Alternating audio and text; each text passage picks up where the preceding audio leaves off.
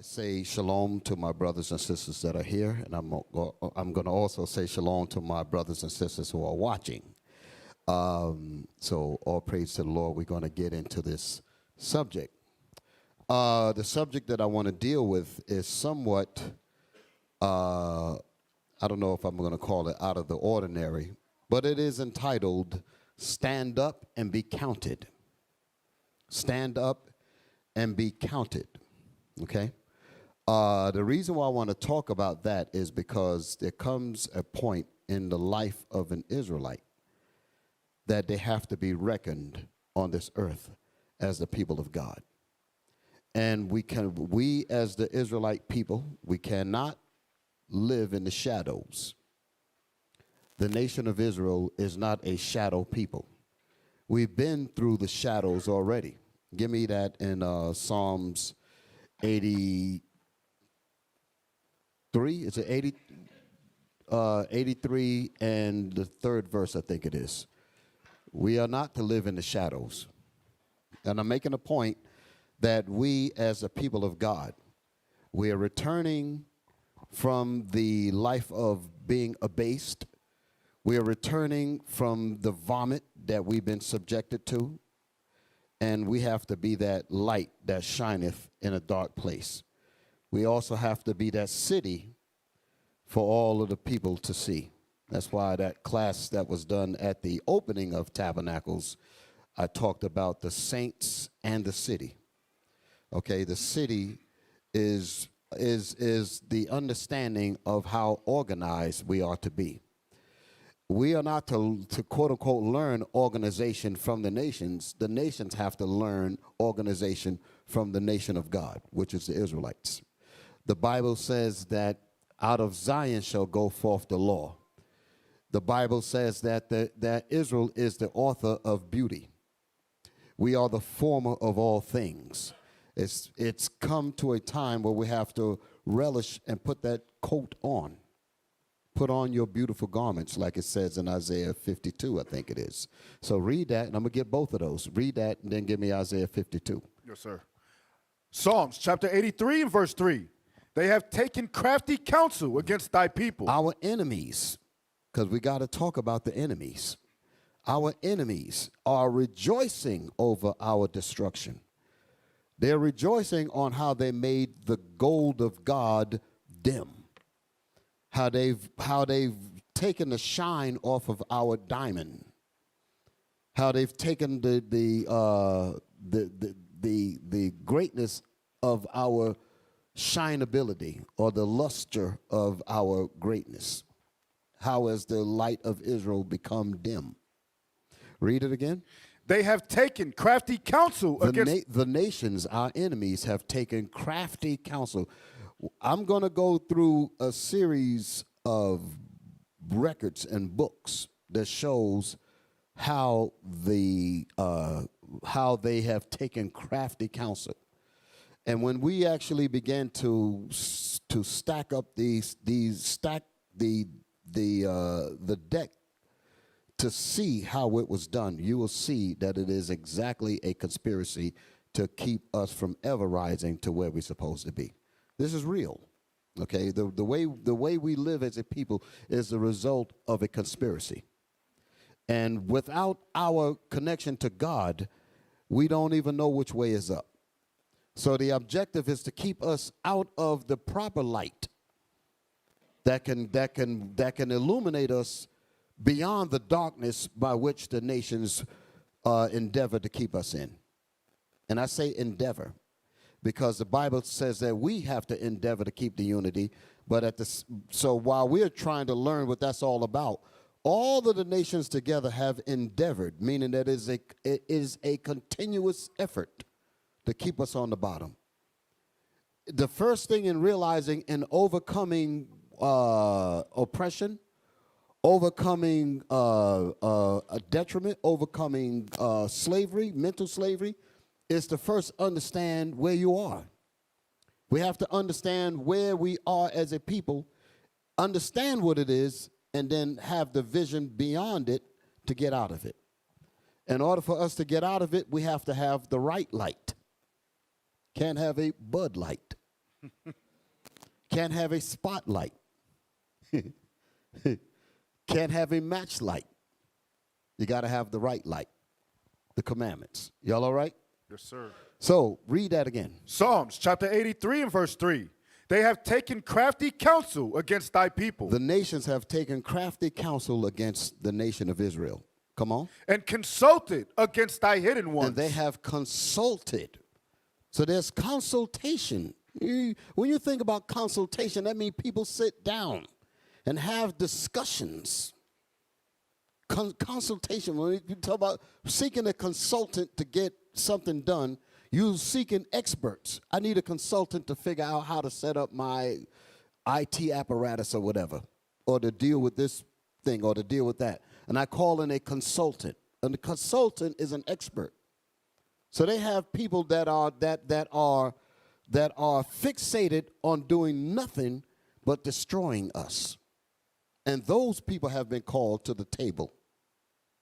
That's part of their endeavoring. They endeavor by seeking those witches, so you can understand, those warlocks, to sit down and say, we need to come up with a plan to make sure that the name of Israel never get back into the memory of the people of God.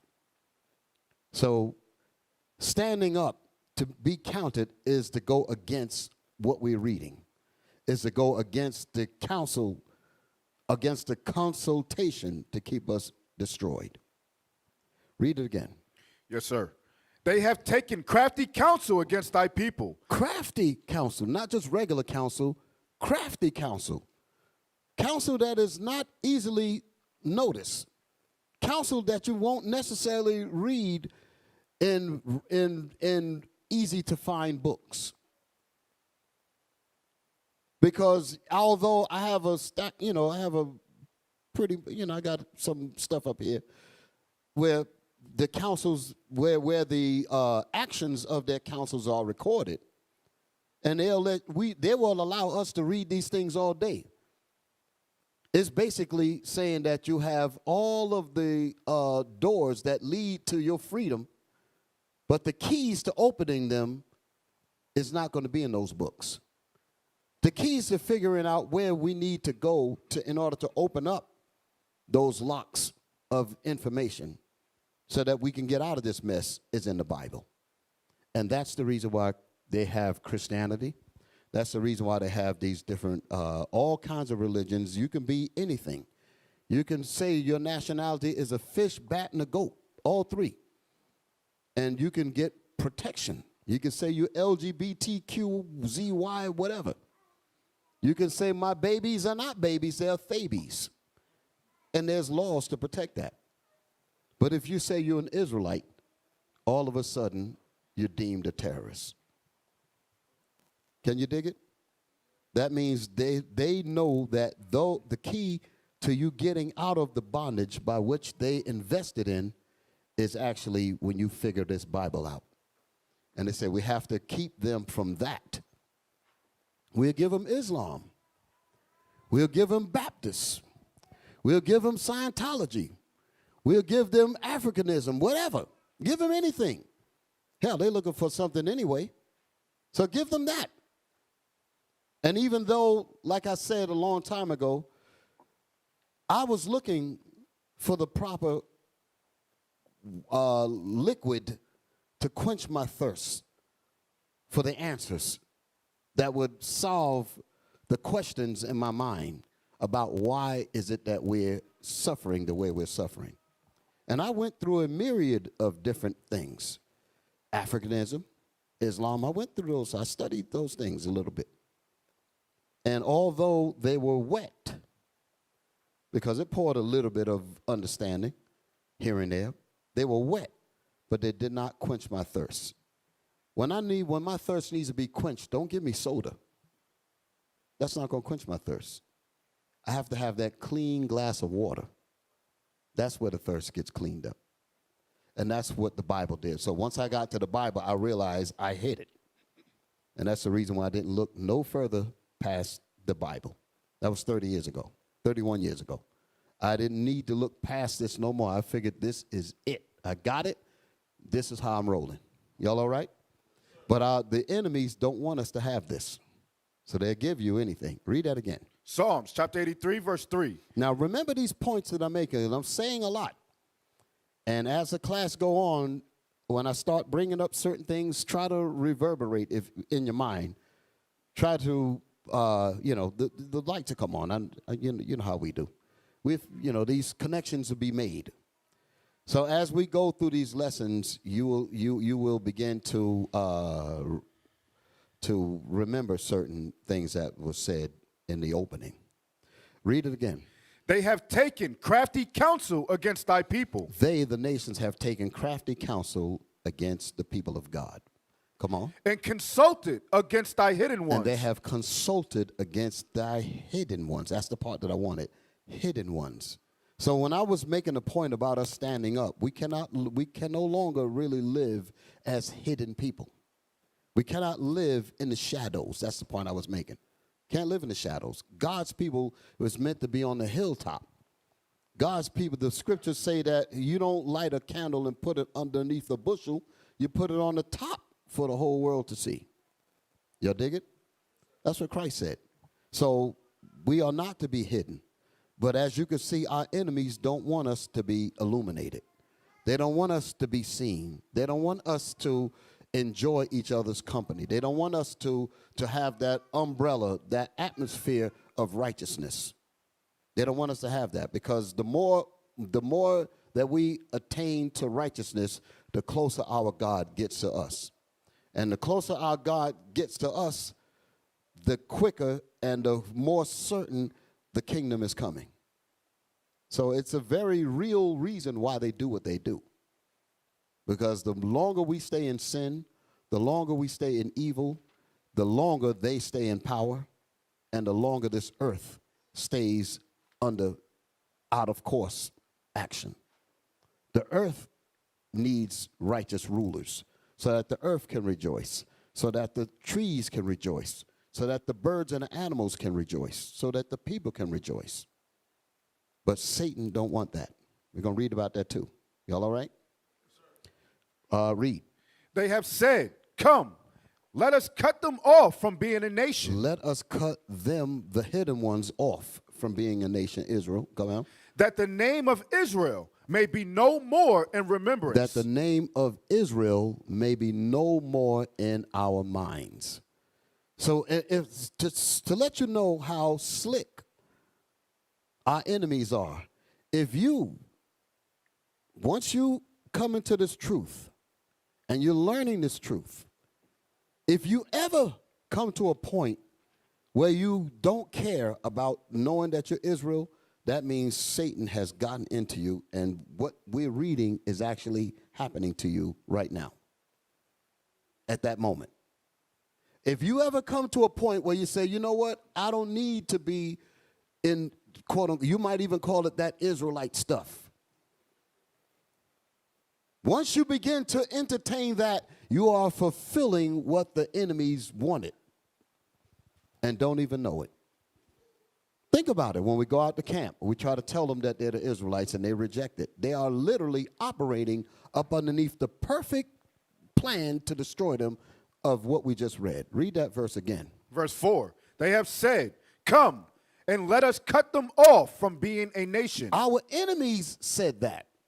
Our enemies said, come and let us, in our consultation, because it said they have consulted against our hidden ones, in their consultation, in their crafty counsel, all of that, let us endeavor to keep them from recognizing that they are the Israelites. So the moment you begin to start to entertain what we're reading, you have actually fell into the trap of what their whole plan was about. Meditate on that, what I just said. Whenever we come to a point where we are comfortable not calling ourselves the Israelites, we are fulfilling what our enemies set for us. It's heavy, ain't it? Read. They have said, come and let us cut them off from being a nation, that the name of Israel may be no more in remembrance. And their remembrance, and be no more in our remembrance. So they want us to forget that. That's what the breaking in period was about in slavery. That's what the educational system is about. The history lies, all of that stuff that's going on in school. Television, false media, false imagery, religion, you name it. It's all designed to keep us baffled, keep us in a sense of obscurity, confusion, like balls floating around in a vacuum, not knowing where we're supposed to be. That's the confusion that our enemies want us to stay in. And whenever we find ourselves comfortable in that, instead of being what God actually made us, and we relegate ourselves to the shadows, we embrace being hidden, that's when we have lost it. But it is the job of those who are still enlightened to have a reaching hand to reach your brothers and sisters. Even if you see that they're near slipped, reach out to them. Bring those brothers back home. Bring those sisters back home. Y'all all right? Yes, sir. That's what we as men supposed to do. That's what we as women supposed to do. When we see our brothers and sisters waning a little bit, don't let them fall, because had that been you, you would want somebody to rescue you. Y'all all right? What was the other scripture that I asked for? Isaiah 52. Yes. What's the beautiful garments? Yes, read it. Isaiah chapter 52 and verse 1. Awake, awake. Yes. Put on thy I strength. needed that right there. Awake, awake. Put on thy strength, O hidden ones. Put on thy strength, O thou sleepeth. Put on thy strength, those who have been the victim of the nation's conspiracy. Put on thy strength. Wake up. Go to Romans 13 and 11. I'm still talking about being hidden, and it's time for us to come from the shadows. Romans chapter 13 and verse 11. And that knowing the time. And that, knowing the time, go ahead. That now it is high time. That today it is high time. To Hold awake. it. High time means that the sun is straight up in the sky. It's noontime. Are we supposed to still be in the bed sleeping when it's noontime? There's a reason why the Bible is using that word there. It's saying that we should have been awake. He didn't say, for it is 6 in the morning. It said it is high time that you should awake out of sleep, because we've been put to sleep by our enemies. The Lord said the punishment of Israel. Give me Lamentation. I know I got you running in a few spots, so hold those two that you got for me. Yes, Isaiah, Romans, and I need Lamentations 4:21 and 22. Because it's time for us to stand up and be counted. But there is a war in doing that. Y'all all right? There's a war. There's a war. It's a spiritual war. And the spiritual war is much greater than a physical war. And I know people don't really understand that. But I could just say something to easily make it easier to understand. A spiritual war, if you can indoctrinate a whole people to hate themselves, you do not have to lift up a gun. You do not have to lift up anything. You could just say, let them be. Because our spirits have been turned around to actually hate each other. Can you dig it? Read. You got it for me? Yes, sir. Come on. Lamentations chapter 4, verse 21. Rejoice and be glad, O daughter of Edom, that dwellest in the land of Uz. The cup also shall pass through unto thee. The cup of destruction, the cup of captivity, the cup of castration, the cup of lynchings, the cup that was dished out to us is going to be dished out to them. Now, when it comes to reap what you sow, because Israel going to be involved in a lot of this when the Lord gives us that power. That's recorded in Ezekiel. But they raped our women. We're not going to be doing that. Y'all follow me? Because that's against the law. Okay? They raped our women, but the nations are going to rape them. That's in the book of Isaiah. It said, and their wives shall be ravished. And it's talking about the nations are going to rape and go crazy on Esau. Okay? The Most High means that we're going to stay in righteousness. Whatever judgments and whatever levels of punishment that the Lord said that we're going to levy against the nations for what they did to us is all going to be in righteousness. The Lord said, let a two-edged sword be in their hand. He said, let the high praises of God be in our mouth and a two-edged sword in our hand to execute vengeance upon the nations. That's going to be in righteousness. That sword is the same thing as that rod of iron in the book of Revelation. And he said, and you shall break the nations with a rod of iron, because they're going to be resistant to keeping the commandments of the Most High. Esau is going to get wiped out. When this whole thing go down and it's over with, he's going to be gone. There's going to be no more of him, period. That's going to be a hell of a time, ain't it? The nations is going to be here. But Esau, once his job is completely finished, even in their own records, they said, for she is the only neighbor of the Israelites, meaning Edom, Esau, who was not given any promise of mercy from God. So that means every last one of them, like the book of Obadiah said, and there shall not be any remaining of the house of Esau, for the Lord hath spoken it. So there's no getting out of that. But the nations are going to go into captivity because they're going to have to learn how to keep the laws of the Most High. They're going to learn how to keep the Feast of Tabernacles and all of that. They're going to learn these laws because that's the way it was supposed to be from the beginning. When we fell from that, the Lord said, okay, since you don't want to follow me, I'm going to put you under your enemies until you learn. And when you learn and you're ready to obey, then I bring you out of it and I'll put you back in your seat where you belong. And a lot of us, 2/3 of us are so brainwashed, we're never going to make it back. So 2/3 of our people will be destroyed. That's a scary situation, ain't it? They're going to be destroyed. And when I say destroyed, they are not coming back. When they get destroyed, they are done. That's that second death that Revelation is talking about. Okay? And I know I got you going over a lot of spots. So was that it on that? No, you wanted 21 and 22, right? Yes, sir. Yes, sir. Lamentations chapter 4, verse 21.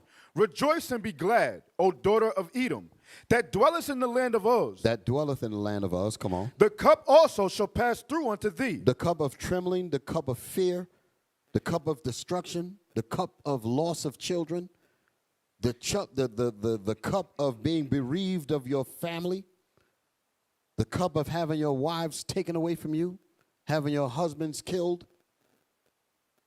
All that's going to come to them because it happened to us. Go ahead. Thou shalt be drunken. You shall be drunken also, Edom. Go ahead. And shall make thyself naked. And you will be brought down naked, meaning everybody going to know your shame. They're going to know all about him. As this world continues to move on, the wicked will be revealed for exactly for what he is, and the whole earth is going to turn against him. Read. The punishment of thy iniquity is accomplished. The punishment of our iniquity. That's the 22nd verse there. Yes, sir. The punishment of our iniquity is accomplished, meaning we paid the price. Go ahead. O daughter of Zion. O daughter of Zion, the nation of Israel. Come on. He will no more carry thee away into captivity. God will no more carry us away into captivity. Can you imagine what this was like when the prophets was writing in the scriptures and was writing about the empires like Daniel's? Daniel was in the Babylonian captivity. Habakkuk was in those captivities back then, and all of the minor prophets. And they were upset, rightfully so, like Ezra was upset. How long, if we be thy people, O Lord, when are we going to get rule? If the world was made for our sake, how long shall this endure? They all wanted to know that. When shall these things be? The disciples, they all asked the question. The apostles, Lord, art thou come at this time to restore the kingdom to Israel? We all wanted to get the kingdom. But even back then, when like Daniel wrote about the empires all the way up to now, and the other prophets wrote about it, They knew what time period they were living in, and they knew that there was more captivities after that one. Could you imagine that? They're keeping the commandments of God in the Babylonian captivity, knowing that the Persians was coming next, knowing that another empire, Greek, was coming after that, Rome was coming after that. They knew that there was more coming. So the kingdom was not at the doors. But yet they still stayed faithful. Here we are. We are in the last deal, brothers and sisters. There's no more captivity after this. So we made it. Yes, we were those spirits back there during the time of Babylon and during the time of Persia. I want to say that's another subject. But I actually, somewhere along this lesson, I'm going to show you all that we've been here many times. And we are here again. Like I said, just to make it easy to understand with just one verse. When Moses said, and the Lord shall bring thee into Egypt again with ships. Moses was actually speaking to the people in Mount Sinai at that time, at the wilderness. He was literally speaking to a generation of people. Everybody in here knows that none of the people that Moses literally spoke to at that time went into captivity on ships. Can I get a witness? So how did that come to pass? They were going to come back generations later. Because Moses didn't say your sons will go into captivity. He said, and the Lord shall bring you. That's what thee means, T-H-E-E. And the Lord shall bring thee into Egypt again with ships. So it literally meant that. So when that generation was on the scene in the 1600s, the 1400s, that's when Moses' words came to pass. The other parts of the prophecies where Moses talked about the siege that was going to happen to us. When Rome came in and destroyed us, that generation that Moses was talking to was there also. And you shall be led into captivity under all nations. Y'all know the scripture I'm talking about? Luke 21, 20 to 24. That's the scripture I'm talking about. Luke, the Most High was making it clear that that same generation that Moses spoke to in Deuteronomy, the 28th chapter, they were on the scene because right after that, it's in Luke, it says that these be the days of vengeance, that all things which were written may be fulfilled. The things that was written in Deuteronomy, the 28th chapter. And it is going to be fulfilled right now in this generation. And woe be unto you that have young children. Woe be unto you that have, that are with child, and that give suck in those days. Because it was going to happen then. So what happened then? The siege that Moses wrote about. That we should turn and eat our own children, and we will be starving and all of that. That happened to that generation. So Moses wrote about it and said it then. That generation that Moses was speaking to didn't experience any of that. They just died in the wilderness. The only two that came out of that was Caleb and Joshua. Everybody else died. So according to Christianity, you would figure that, oh, no, that didn't happen. Yes, it did happen. They came back generations. The scriptures talk about that in the third and the fourth generation, they'll be back on this earth. That's why he said he would visit the sins of the fathers upon the children's children until the third and the fourth generation. Because the third and the fourth generation is your great-grandchildren and your great-grandchildren, which is you. That's how that works. So when you come back, you're going to fulfill what was said when you was on the earth before. Y'all all right? Yes, sir. That's a little deep, but I can cover that. You know, don't want anyone to go and fall off the horse. I just wanted to give it to you on a simple level, okay? So the common sense is that when Moses said, and the Lord shall bring thee, he literally meant them. So I said all of that because when we was in the captivities in the Persia, when we was in the captivity in Babylon, captivity in the Persia, Greece, and Rome, that was us coming back in all those captivities, all the way up to now. Now the Bible says what in that Lamentations? Lamentations chapter 4, verse 22. The punishment of thy iniquity is accomplished. All that ass whooping that we got, generations of it. But the Lord says, what? The punishment of thy iniquity is The accomplished. punishment of your iniquity, our sins, is accomplished. He allowed Christ to die on the cross to redeem us from the curse. Now we have a chance to repent. And that's where we're at now. So he says, your punishment has been accomplished. Go ahead. O daughter of Zion, O daughter of Zion, Israel. Go ahead. he will no more carry thee away into captivity. He will no more carry us away into captivity. This is it. This is it. There's no kingdom coming after this except the kingdom of God. This is what Revelation is about. The great dragon fought against the Most High and the Christ and the angels. That's what's coming up now, and that's what he's trying to prevent. And Esau is measuring his time left by looking at the Israelite people. He said, the more of them that wake up, the closer my doom comes. So his objective is to keep us asleep. Because the more of them that wake up, that's the numbers being sealed up. And as it's becoming more and more sealed up, that means his doom is imminent. So what else would he do but try to keep you from this, that the name of Israel be no more in your remembrance? See how easy that is? Y'all all right? Yes, sir. Read. He He will visit thy iniquity, O daughter of Edom. He is going to bring this. He's going to bring the destruction on Edom. He's going to bring the payback, the reap what you sow. All of that is going to happen to Edom. Because we're going to be getting delivered. Okay? Now, where was I reading before that? That was Romans. Let me just finish this, Bishop. Yes. He will discover thy sins. He will discover their sins against us. Now, I want to be very clear when it said that he will discover the sins of Edom. Edom's sin is not that he didn't keep the high holy days. Because that's our responsibility. Edom's sins is not that he didn't keep the laws written in the the law of Moses, sacrificing that. None of that. That's not the sin that he committed. The sin that he committed is written in the book of Obadiah. Let's read that.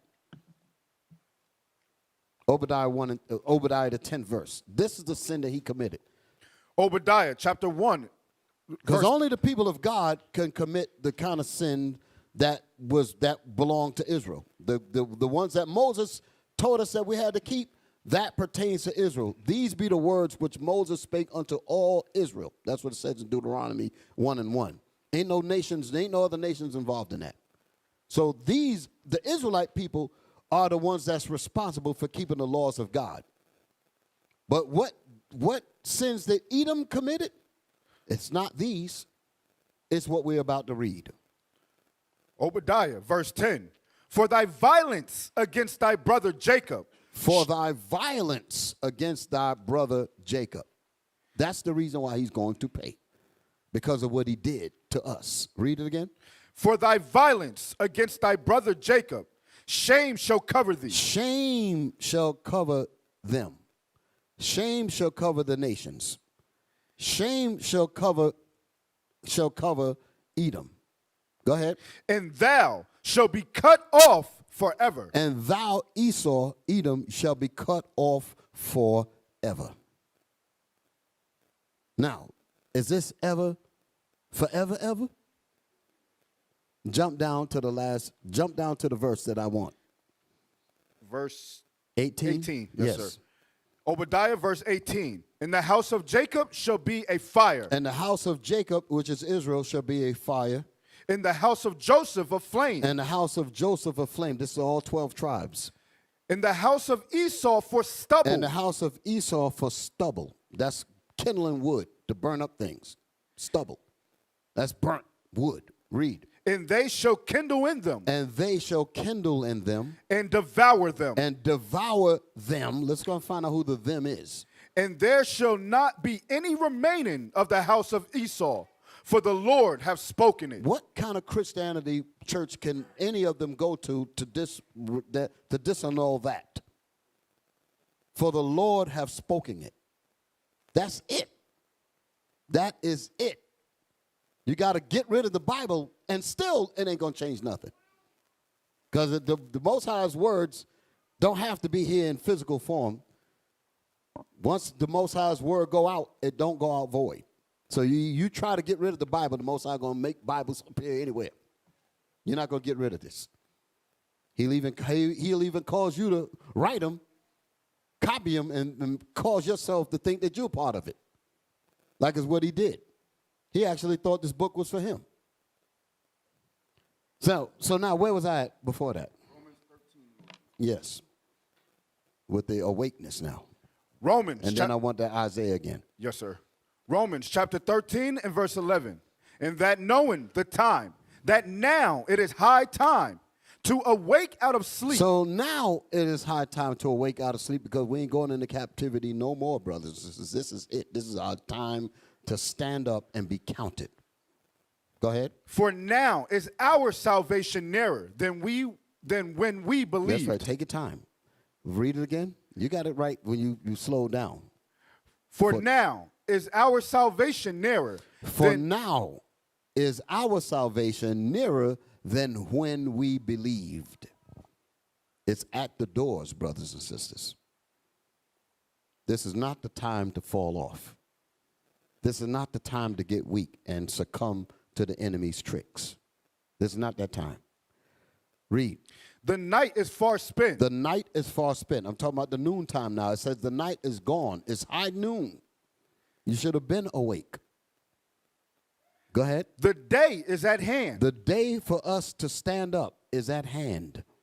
Let us therefore cast off the works of darkness. Let us therefore, because of our awakening, let us get rid of sin. Let us get rid of evil. Let us get rid of backbiting and lust and temptations of all kinds of filth. Let us cast that off.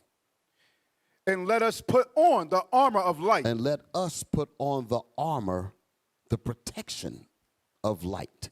Let us put on the protection of God's commandments. That's how that goes. Y'all all right? So now let's go back to Isaiah with the awake. Read. Tell them where you at. Isaiah chapter 52 and verse 1. Awake, awake, put on thy strength, O Zion. Put on thy beautiful garments. Put on your beautiful garments, and you look beautiful today with your beautiful garments. All praises to the Lord. The Lord gave it. This is our heritage.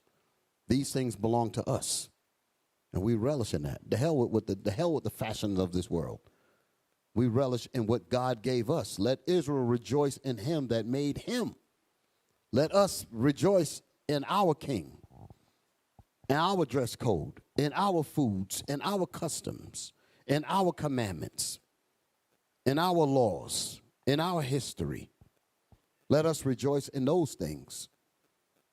Read that again.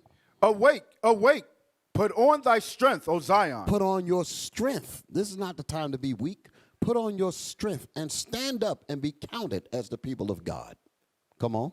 Put on thy beautiful garments. Put on your beautiful garments. Come on. O Jerusalem. O Jerusalem. The holy city. For henceforth. The holy city. Hold it. The holy what? The holy city. Did you hear that? The holy organization. City. The holy city, which means systems, like we talked about at Tabernacles. The holy city. The different systems and factions, different departments, different sections, all operate as a city. The holy city, the true city of God. You Israelites. Read that again. Awake, awake, put on thy strength, O Zion. Put on thy beautiful garments. Put on your beautiful garments, O Jerusalem. O Jerusalem. The holy city. You are the true city of God. Holy means true. You are the true city of God. That's the reason why I say the people don't get to tell us nothing. The law going to go forth from Zion. We're going to set this whole earth back in order. Right. Come on. For henceforth there shall no more come into thee the uncircumcised and the unclean. Because we're going to do this Bible the way it's supposed to be done. That's setting the nation of Israel back up the way it's supposed to be. And what we're going to do with that power, we're going to set this whole earth back up. That's the kingdom of heaven. That's when everything's going to rejoice. The birds are going to rejoice. Everything's going to rejoice. And you have to imagine how graceful the Lord is that we can even survive in this mess that we're in. That we can even survive day to day with all this filth. You got people that's literally, you got two men looking at each other and talking about some let's get together as if one's a woman. And that's normal. They're trying to make that normal. Now they're trying to justify pedophilia. Yes. They're trying to justify, what else? There's some other stuff. Like I said, the Thabies, they pretty much got that down. Huh? Oh, Lord have mercy. What is that? That's what it is, Bishop. NAMBLA. That's it. NAMBLA. North American Boy Love Association. Where a grown man could actually have a little boy as his lover. Love Association. They're making that legitimate. That is pedophilia. That's it. They just want to make it legal. That's one of the ways they're gonna make it legal. So all of that is designed to put pressure on righteousness, to make you not want to be righteous. Here you are, the only one in your classroom that's got a dress with fringes on. I'll just use that as an example. And you in these classrooms, and everybody else is in tight jeans and this and that and the other, talking to the boys in the corner and all, and they looking at you like, why do you just can't get along with us? Can't you just join us and be a part of what we got? Look, I got boyfriend so-and-so. I got this, I got that. And look at you, you're just missing out on all kind of stuff. And you feel that pressure. And 25 out of 30 of them would be knocked up with a baby, no husband, welfare, hell, abortion, every damn thing else that's going to come out of that. But you don't see that part of it. All you see is the daggone glitz and the lies that they're showing you and telling you you're missing out. Better wake up. Where we at? You want verse 2, Bishop? Yeah, where you at? Isaiah chapter 52 and verse 2. Yes. Shake thyself from the dust. Shake thyself from the dust. Go ahead. Arise and sit down, O Jerusalem. For us to shake ourselves from the dust, shake ourselves from sin, shake ourselves from mediocrity, shake ourselves from being hidden, fearful, afraid to stand up for what you really are, that what God made you. Shake yourselves from that. God did not make that. Our enemies created that spirit in us. And if we recognize that's the way we think, we need to recognize that this has to be overthrown. This mindset has to be overthrown with the word of God. Your mind have to be renewed with the word of God. If you find yourself comfortable outside of the realm of the Bible, the enemy has succeeded. Y'all all right?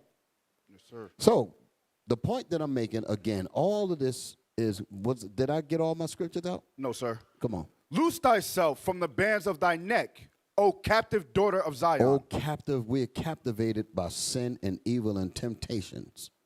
Captivated by that thing. It's time for us to break loose. Awake, awake, wake up. Why in the world is the Bible using terms like that? Because we are asleep. You don't tell a awake person to wake up. But they got this thing talking about something, the woke. They got this woke movement. Them people ain't woke at all. Dead as hell. But the real woke is what we're talking about. To wake up means to be illuminated with God's laws. That's what it means to wake up. So when the Bible is telling us to wake up, it's telling us to put on thy strength, the Bible, put on our customs, put on our heritage. Okay? Put on your history. When you talk about culture, you're talking about the Bible. This is culture. That mess that they talk about on television and your social media, that's not culture. Talking about some hip-hop culture, that's not culture. Culture tells you what to dress, how to dress, what to eat, what you shouldn't eat, tell you who your enemies are, who not, you know, it tells you how to set your families up. Understand that. Culture is your whole being. Tells you who your people are. Tell you what to eat, what laws that you have between each other, how to resolve differences, how to apply the commandments to each other, to keep the peace, to endeavor to keep the unity. That's culture. A constitution, if you will. That's culture. Tells you what to wear, how to dress, how to keep yourself. That's culture. That's the Bible. That's your strength. Put on thy strength. Read that again. Isaiah chapter 52 and verse 1. Awake, awake, put on thy strength, O Zion. Put on thy beautiful garments, O Jerusalem, the holy city. For henceforth there shall no more come into thee the uncircumcised and the unclean. Shake thyself from the dust. Shake yourselves from ignorance. Shake yourself from slavery. Arise. Emancipate yourself from mental slavery. Go ahead. Arise and sit down, O Jerusalem. O Jerusalem, sit down and learn my Bible. Go ahead. Loose thyself from the bands of thy neck. Loose yourselves from the bands of sin that's around your necks, that's got us destroyed. That's those bands that are around our neck is what Deuteronomy 28:48 was talking about. When it said that, and therefore shalt thou serve thine enemies, which the Lord shall send against thee, in hunger, in thirst, and in nakedness, and he shall put a yoke of iron upon thy neck until he have destroyed thee. So once we are destroyed, he took the physical chains off, and now we put on the mental chains. We put on the mental chains. Can we show the book? Did I give you the cover of the book? Yes, show that. This is what happened to us. This is what we're reading. Bust, even though it said neck there, but it's really talking about our minds. Because he took the chain, he said the yokes of iron will be on our necks until we are destroyed. So once we are destroyed, are you destroyed in your neck or are you destroyed? Where does destruction take place at? In your mind. So once your mind is destroyed, this is indicative of what we're looking at here. This is what we have to break. Stand up to break this. Okay. Is that it on that? Loose thyself from the bands of thy neck, O captive daughter of Zion. O captive, we're captive in our minds. O captive daughter of Zion. Come on. Verse 3. For thus saith the Lord, ye have sold yourselves for naught. We have sold ourselves for nothing. You want to run with the crowd that's going nowhere but destruction. And you want to run away from what really belongs to you. Come on. And ye shall be redeemed without money. Because the Most High Christ died on the cross to redeem us. You didn't have to pay a fee for that. Okay, now let's go now. So that's it. I got all my scriptures, all right, for the moment. Yes, all praise to the Lord. So now I'm talking about us standing up and being counted. A while ago, I did a class called The Vision Beyond Obscured Eyes, right? I'm trying to remember the full title. And that class was about us having vision beyond the trickery. Because we've been blinded in this society. We've been blinded in this kingdom. We've been blinded to not know which way is up. We've been blinded in terms of righteousness. We don't even know the difference between righteousness and wickedness. Now we're so messed up, we don't even care. So things are so bad now, it's almost impossible to look beyond the obscurity to actually see a vision that gets you out of bondage, mental bondage, like that image that we show. Yes, this is the following God's vision that's beyond obscured eyes. Thank you, brothers. That was the class.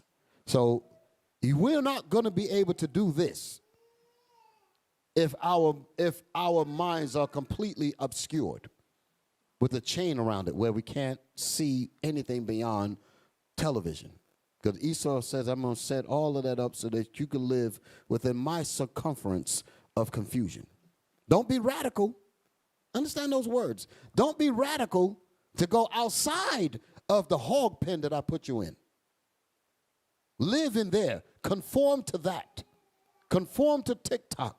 Conform to Instagram. Conform to Facebook. Stay within the realm of the evil that I've shaped for you. Don't look beyond that. Because within that circumference of obscurity, you can't see anything but what's in there. And you will begin to make everything conform to your thinking. As a man thinketh, everything that comes within his or her grasp will conform to go no further than their thinking. If their mind is in a particular realm, they will not think beyond that at all. Every word out of their mouths will be indicative of where their mind is. As a man thinketh, as a woman thinketh, that's what they become. So once your enemies shape your reality, everything that you do is going to fit within that definition. And whenever you act outside of that, and those that put you in the box notice that you're operating outside the box, they say you're a radical, you're an extremist, you're a troublemaker. Who learned your mem? How did you get that? Who raised you? What school did you go to? This happened to me. What country were you born in? How did you get to know these things? And my schools was set up by me to not allow you to think beyond what I shaped them to train you for. And here you are operating outside of my guidelines. Who have you been talking to? You're radical. Some stuff, ain't it? Where we at? Oh, I got the scripture. Yeah, so I'm bringing up, put my thing back up there again, the thumbnail. The obscured eyes. This is not today's show, but this is what I was talking about. So it is about us following God's vision that is beyond obscured eyes. But if our enemies are you can take it off. If our enemies are hell-bent, and I use that word seriously, are hell-bent on making sure that our eyes stay obscured, we can never see a vision beyond the circumference of having us intellectually trapped into thinking in the box and not outside of the box. Y'all all right?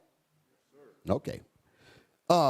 Now, like I said, our eyes today have been distorted through the lenses of obscurity. I'm dealing with stand up and be counted. Put that thumbnail up there so that they'll know what we're dealing with. This is the actual title.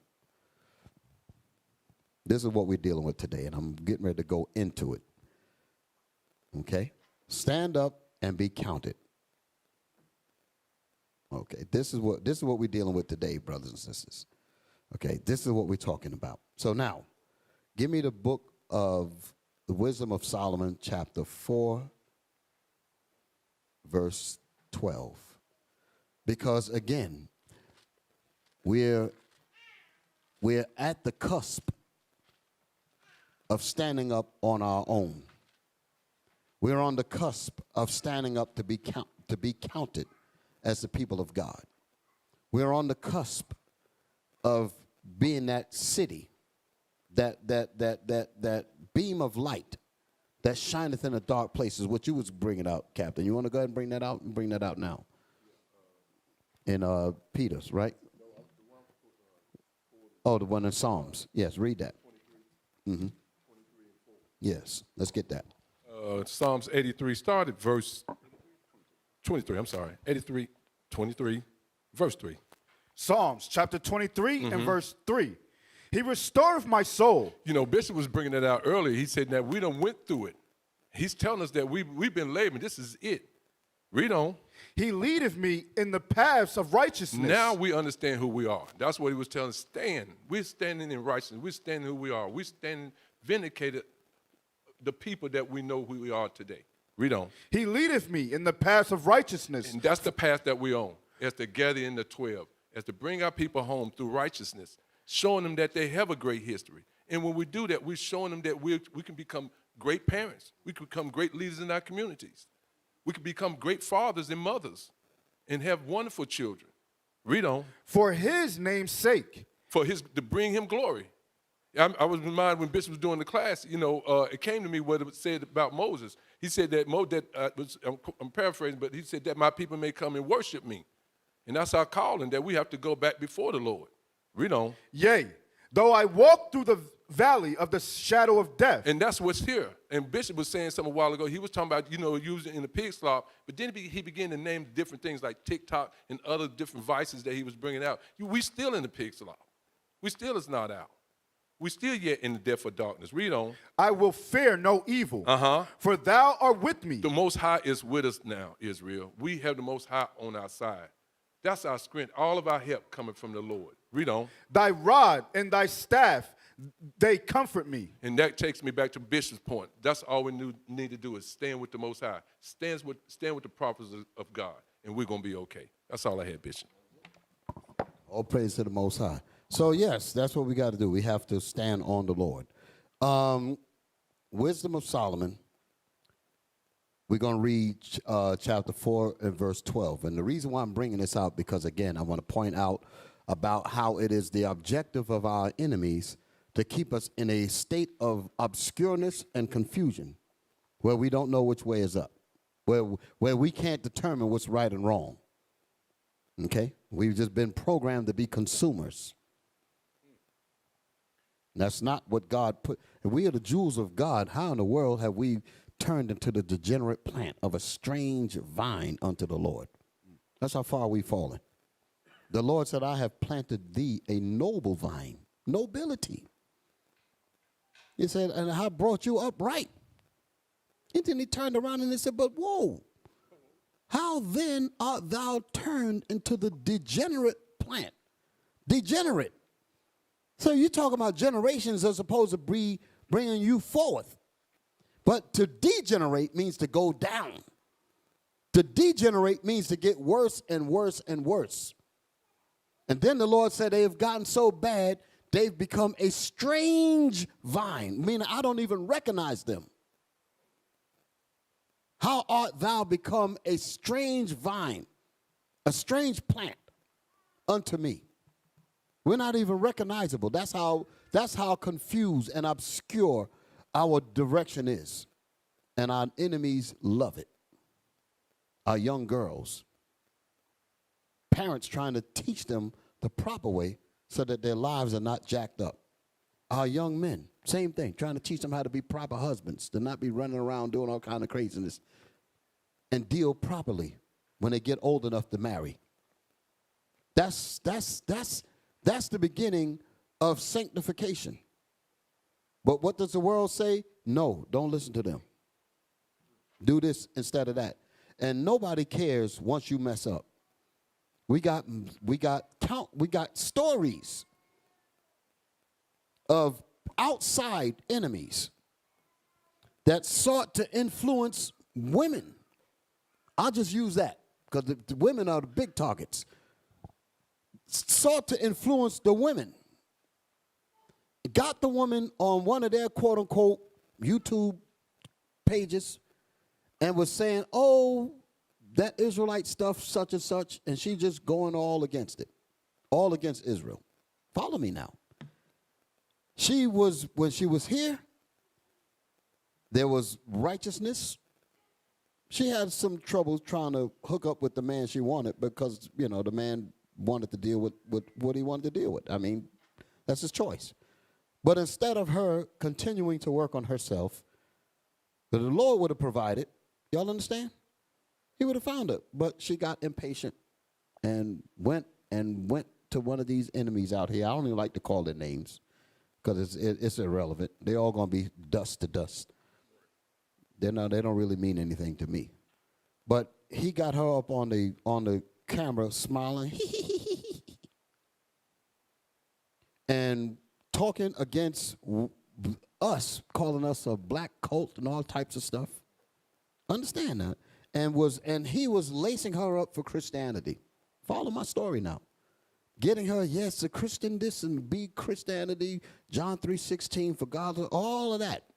You follow me? And he was all in her corner because as long as she's out of this ring, out of this culture, you follow me? Long as she's out of the right thing, the nations are happy. So he was busy bigging her up, bigging her up. Then she fell out of that. Now she's on this thing called OnlyFans, selling pictures of her ass. Somebody, whatever. I don't even know how to think what they do. Send money. What is it, like these cash apps or something? Send pictures, doing this, doing that. And men be, ooh, click, click, click, click, click. That's what she's been reduced to. The reason why I bring that up is because now that she's into that, where is the people that said they cared for her soul? They're not even looking for her now. And I've mentioned her by name and mentioned the people that did it to her. All groups of evil nookers that hated this gospel. And I said, well, what about the sister that broke away, as y'all say, just get out of IUIC such and such. She's gone, and she's in total wickedness now, and ain't none of those so-called righteous nookers and the Edomites that sided with her with his talk show, none of them are going after that girl to try to save her soul. Y'all hear me? That's a tragedy. That's a tragedy, travesty. Horrible. Horrible. Wisdom of Solomon. Wisdom of Solomon. Wisdom of Solomon, chapter 4 and verse 12. For the bewitching of naughtiness doth obscure things that are honest. For the bewitching, the trickery of sin. The bewitching. What does it mean to bewitch? To deceive. To bewitch you means to make you think it's one thing and it's actually something else, which is much more dangerous. Here's an example of bewitching. Hey, man, I got this good Chiba Chiba. Huh? And it's going to make you feel smooth. It's going to mellow you out. You all tense. Have some of this, brother. Have some of this, sister. It'll loosen you up. You're too tense. Look at me. I'm groovy. Try some of this. The bewitching is the way he said it or the way she said it. Here, put these pants on, sister. Look at me. Look at how all the boys look at me and dream about me when they go home. That could be you. Bewitching. And you'd be like, man, I want to experience that. When they grow up, both sides, the person that took the dope, the chiba, which turns into other things, and the pants goes into other things as well. Then a behavior comes with that. Attitude comes with that. And then it leads you down the path of destruction. So, the bewitching is the chiba that was given to you, and he bewitched you by telling you that it's smooth. It's all that. Just giving you that Coke 45 type of commercial, Billy D. Williams. Huh? It works every time. Huh? You get to think about that smooth. Huh? The bewitching is you don't know where it's going to end up. Now you're an alcoholic. Now you can't keep a job. Now your family left you. Now your children don't want to be around you. Because when daddy drinks, he punches and he beats and he does this and he does that. But the bewitching was giving it to you on the low. But it ended up turning out to be a dragon that destroyed you. The little drugs that they tell you, hey, this is going to loosen you up. Next thing you know, you're hooked. Now you're hooked. And that chemical addiction is horrible. When you're chemically addicted to drugs, that means regardless of how you think, your body is saying that if I don't get that fix, I'm going to introduce pain. So they have to get it. Y'all ever seen people on drugs like that? And when they need that fix, do you think that it started out that way? They were pure in the beginning, and somebody say, hey, bro, got that cheaper? Huh? And slid it to him. And they took it. He said, how you feel? Oh, I feel great, man. Huh? That's the first deal. Huh? And you've been like some of the old heads. They said, man, when you first hit it, that bell is rung. How many of y'all know what I'm talking about? I don't know personally, but I worked in the hospital, so I just get all them stories and seen them had to deal with them. Y'all all right? Hey, Bishop, it's the best thing they ever had. And then they're chasing that thing for the rest of their... That's what they call, they chase that high. They chase that, and they never get it again. So whenever you can't get that bell rung, that's what they literally call it. They say having your bell rung. When that thing hit that bell the first time, and every high trip, they can never reach it. So they're constantly trying to get it. But when you first took it, you didn't need it, but they slid it to you on the low. This going to make you feel this way. It's going to make you feel that way. And then you end up taking it.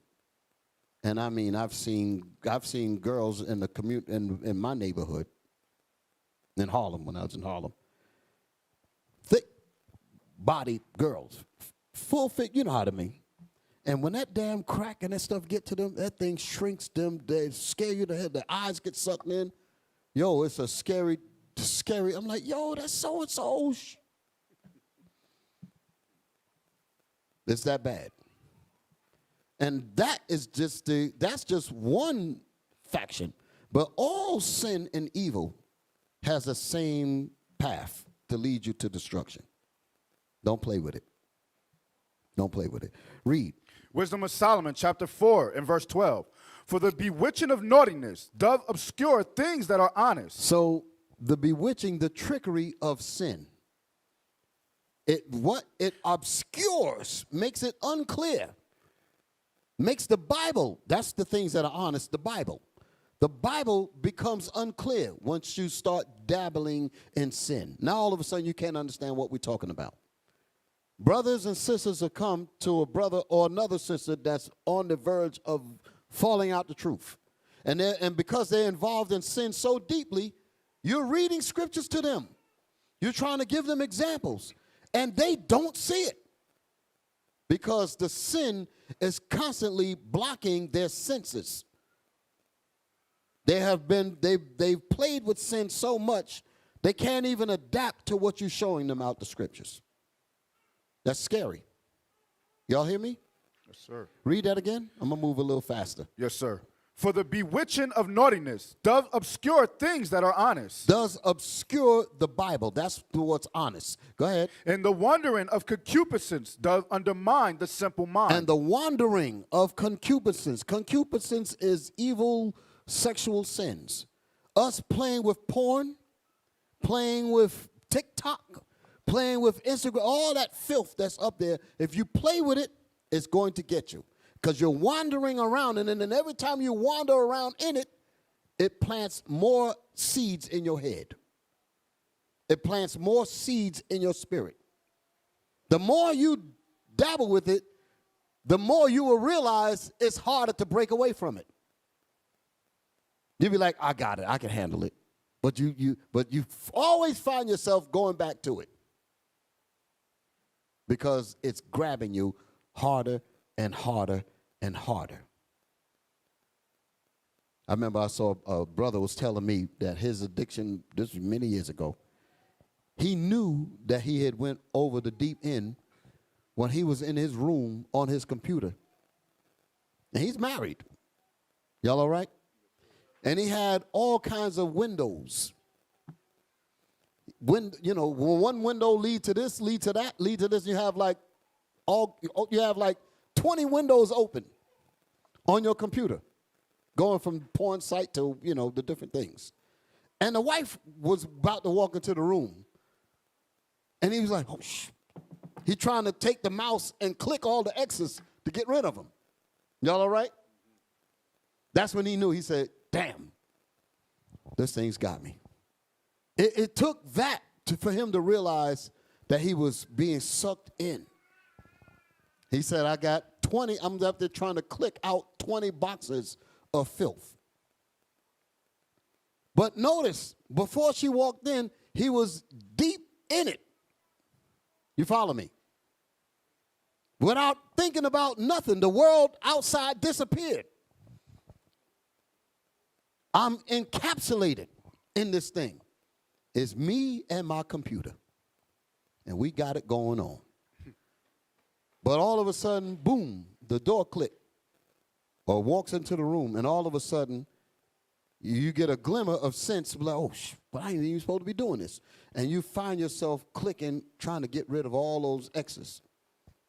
And while you're doing that, you realize, you see how sick you are at that moment.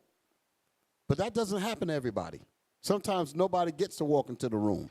Sometimes you fully in it, and it will just completely take you out. Y'all hear me?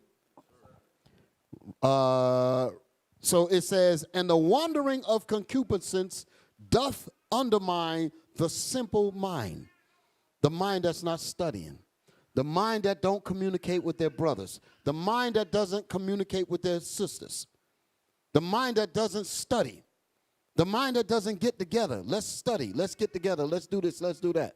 That sensual, these are they that separate themselves kind of mind. I'm alone. I'm going to do my own thing. That's the kind of mind that gets trapped in stuff like this. Being your brother's keeper is about keeping our brothers and sisters from falling into these temptations here. We say that in the Lord's Prayer, lead us not into temptation, but deliver us from all evil. Deliver us from evil. We say that. Deliver us from temptation. There's a temptation there. How will you be delivered from it if you don't have your brothers and sisters? How would you be delivered from it if you don't have your congregation? How would you be delivered from it if you are not involved in the unity that we are all supposed to endeavor to keep? You're going to get caught. The wandering of concupiscence doth undermine the simple mind. Shalom, Israel. This is Bishop Nathaniel. I want you to know that you can view all our Sabbath classes live on IUIC TV. That's right, I said on IUIC TV. Download the app today. Shalom. Give me Thessalonians, 2 Thessalonians, because I'm still dealing with bewitching of naughtiness, and the wandering of concupiscence. Is it written in another part of the Bible? Yes. 2 Thessalonians 2 and verse 10. I actually was going to start with 8, but let me just start with 10. 10 verse. 2 Thessalonians chapter 2. Read verse 9. Verse 9. 2 and verse 9. Yes. Even him whose coming is after the working of Satan. Even Esau, who is the mystery of iniquity. That's what this chapter is going into.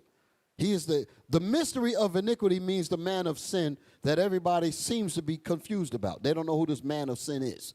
The man of sin is Esau. He's the vessel of God's wrath because he is the vessel of sin. He is the mystery of iniquity. Iniquity is sin. He is the mystery of sin. Who is the devil? He gonna write movies talking about Omen and the Final Conflict. These different demon movies, the good son and the evil boy, or whatever, these different movies that they got. With the little white boys running around with 3 6s in their head and all that. And you think that's the only Satan. No. The man of sin. That's the Satan that the Bible speaks of.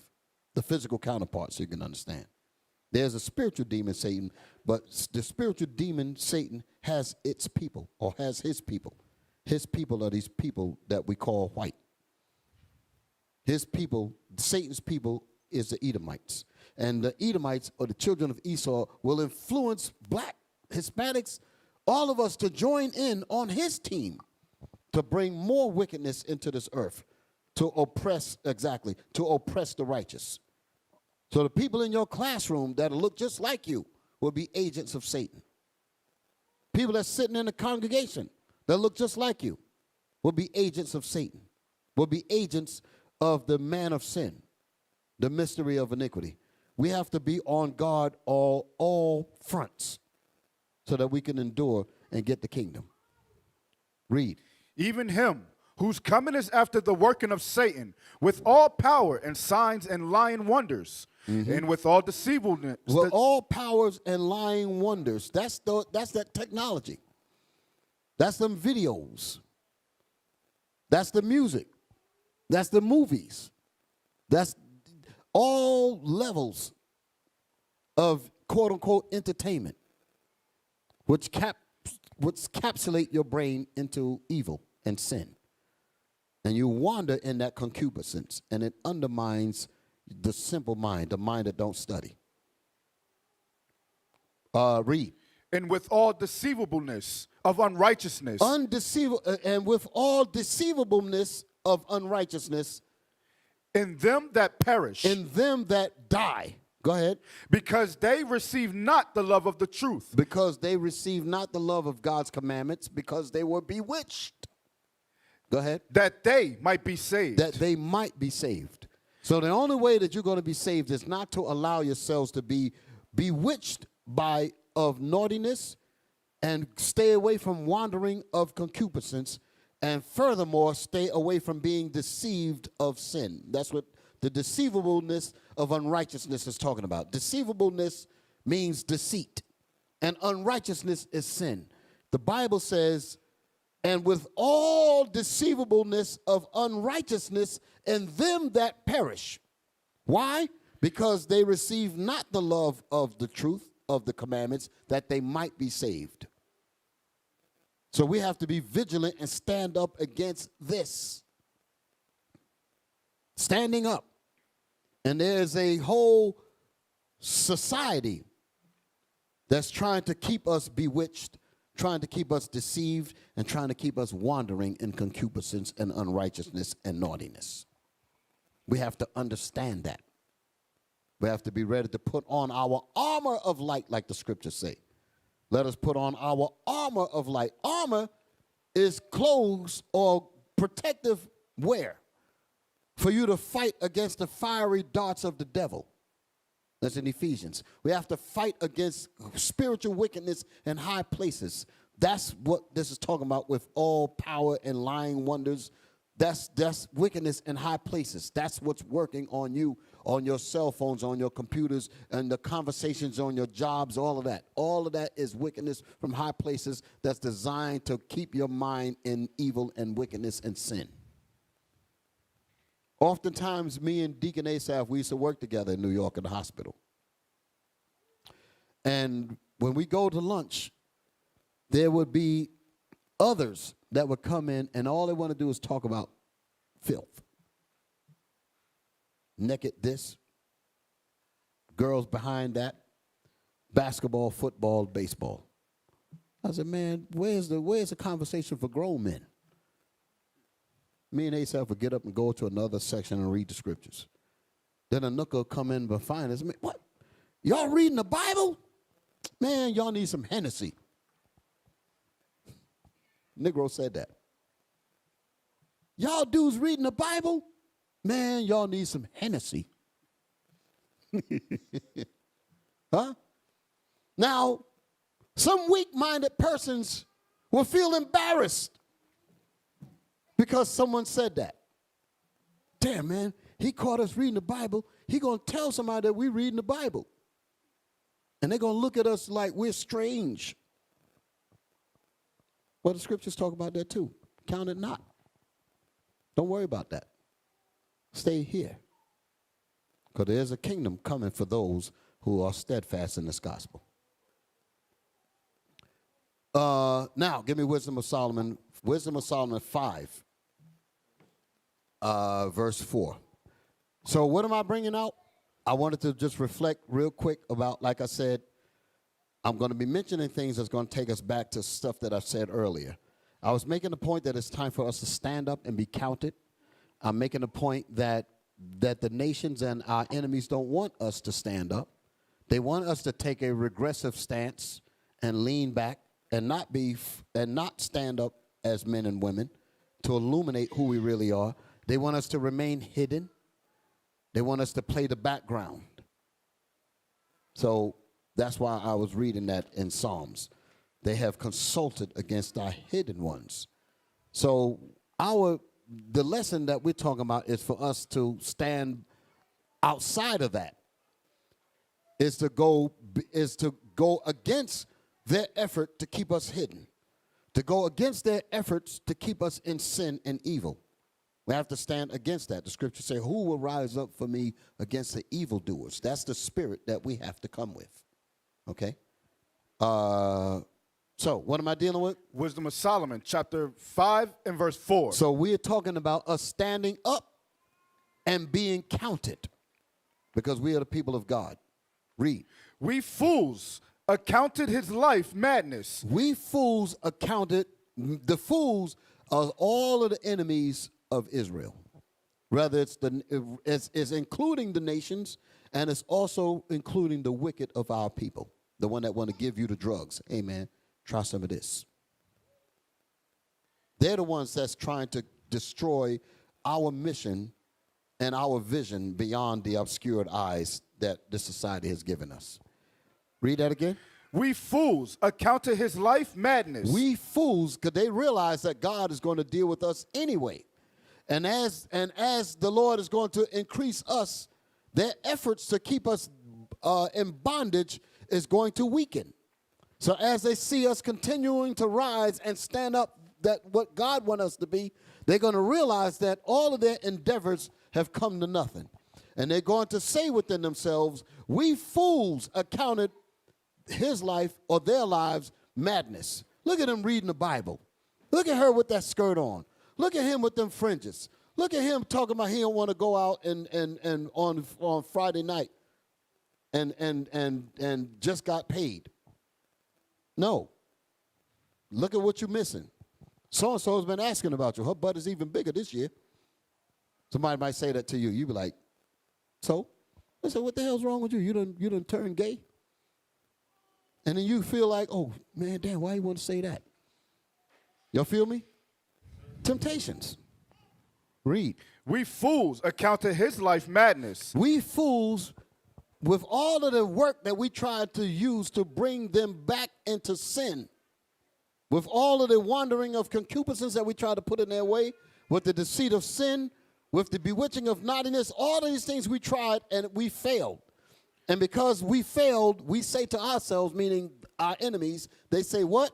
And his He end said, we fools, accounted his life madness. they accounted our lives as madness. Go ahead. And his end to be without honor. And they counted our end to be without honor. They figured that we're not going to get honor from being steadfast in this gospel. Go ahead. How is he numbered among the children of God? How is he and she numbered among the children of God? Stand up and be counted. How is it that they're standing up and being counted when all of the works that we did to shut them down? They operated in defiance and stood against our efforts to destroy them. Y'all hear me? Yes, sir. Now read the first verse. Wisdom of Solomon, chapter 5, verse 1. Then shall the righteous man stand in great boldness. That's what it's going to take. We got to stand in great boldness, not scared, not leaning back, in great boldness because we have the truth. Go ahead. Before the face of such as have afflicted him. We have to stand in great boldness in front of those who wish for our harm. We have to stand in great boldness in the face of those who want to see us destroyed. Go ahead. And made no account of his labors. And the enemies, didn't make no account of our labors. They said, oh, they're not going to get anywhere. Go ahead. When they see it, they shall be troubled with terrible fear. Because there's a hunger that you have to have in this truth. You have to have the vision. You have to have that tenacity to never give up. You have to have that forceful warrior spirit in this gospel to fight against the tricks of the devil in righteousness. You got to have that spirit within you, because the evil is meant to take us out. Now I'm going to segue into some stuff that I want to show y'all. Us fighting for righteousness, us fighting through temptation, us fighting when when the real trials came. IUIC has a story to tell.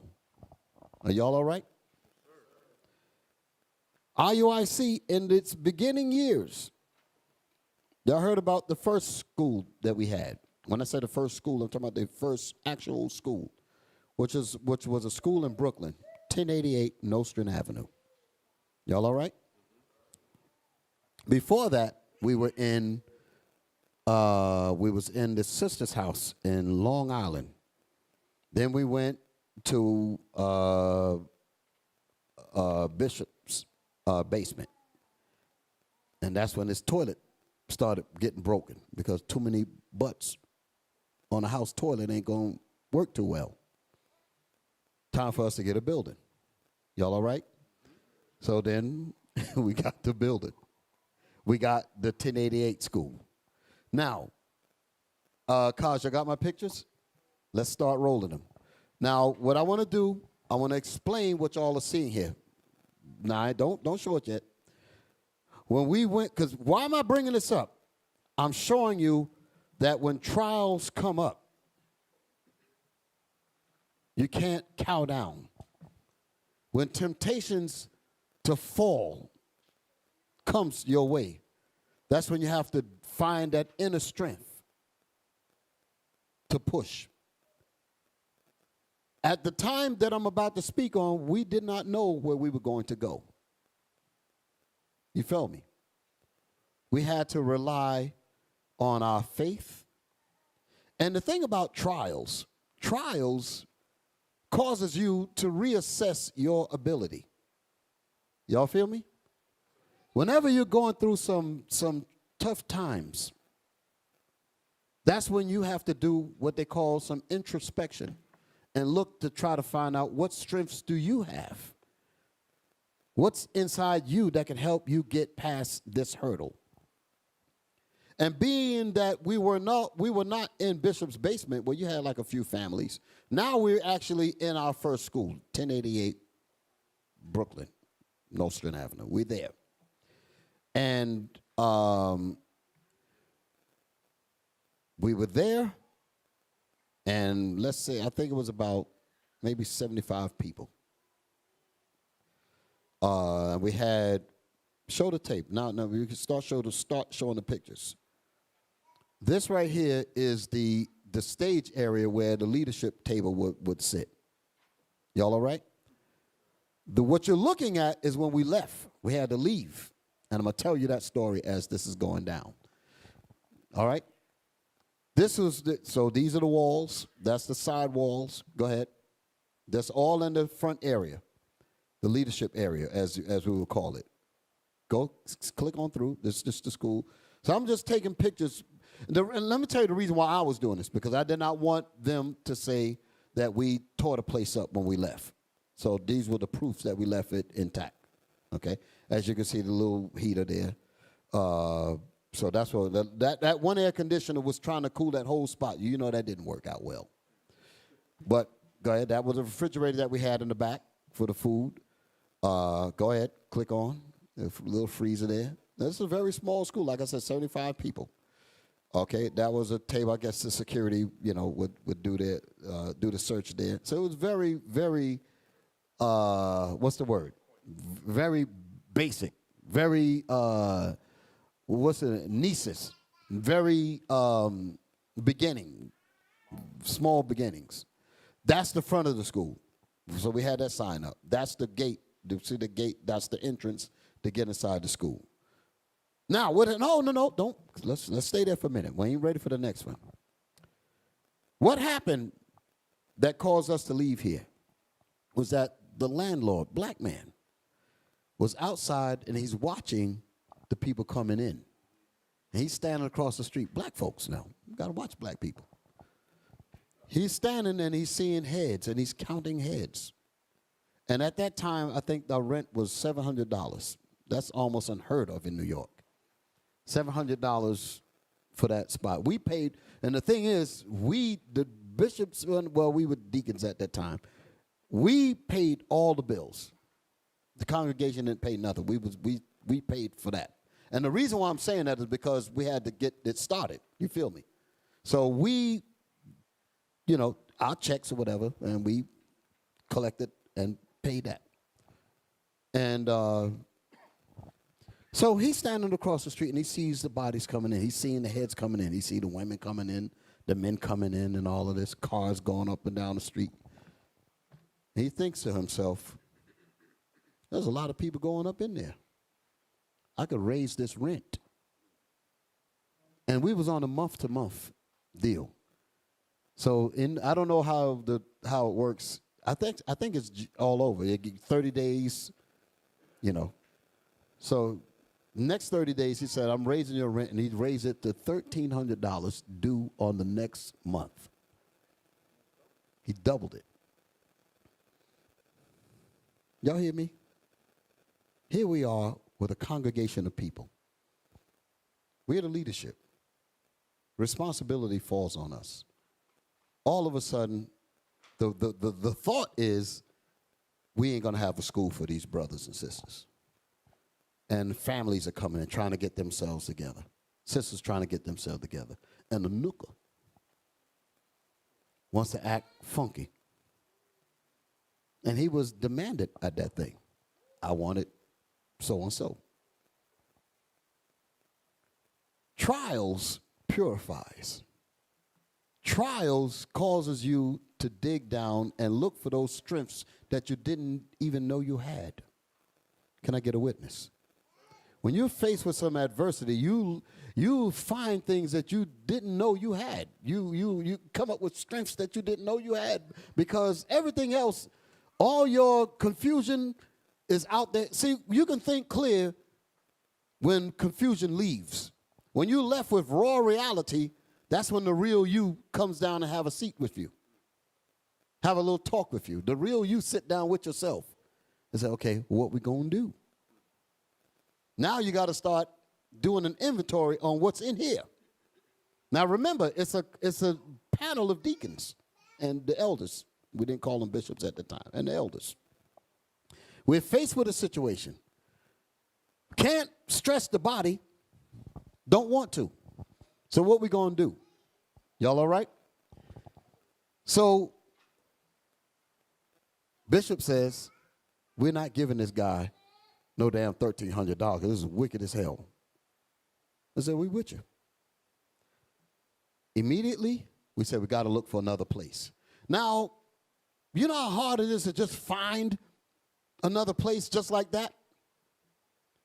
When we went to search for this place here, this didn't just pop up. That's the man that he knows what I'm talking about, Officer David. We had to put some real work in to find property like this, to find other properties that, in New York we had, other teams to deal with that. But I use this as an example on the work you have to go through to find something decent. So here we are. We're pressed. What are we going to do?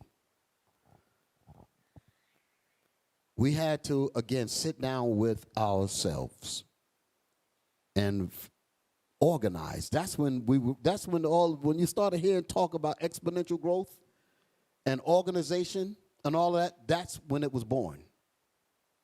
It was born then. And I'm going to tell you how it happened. Us sitting down with ourselves, meaning that we had to communicate with each other.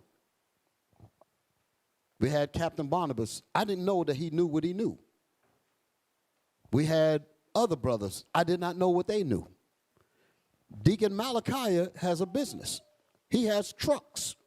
We didn't know that. We found out that day. Deacon Joshua has skills in terms of looking for property. He's basically like our Officer David. As y'all know, y'all click pretty well together. So we began to look inside the advertisements, and we had found this property in the Bronx, Paulding Avenue. We had found this place in the Bronx. And understand that we did not really have real time to look for the perfect place. Y'all follow me? Because we have to make sure that the congregation is not broken in their spirit. This is a stress on us. So we have to, again, assess each of our abilities. Brothers didn't know that I had some education in drafting and electrics. They didn't know that. They found out that day.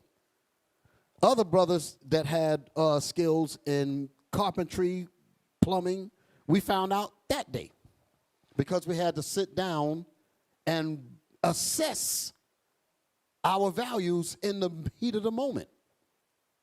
Can you dig it? We come across a place. Show the next picture. So we move all of our stuff, the trucks, we brought the trucks in that night, took everything out of there. The landlord standing outside, he just sees us exiting the Pharaoh's kingdom. He just sees us all just, he's like, well, where are you going? I said, you told us to leave. No, I didn't. I told you that just the rent was such as. I said, no, that's cold. Forget the hell out. So we gone. Now we come across this place. Look at this place here. Can y'all see this?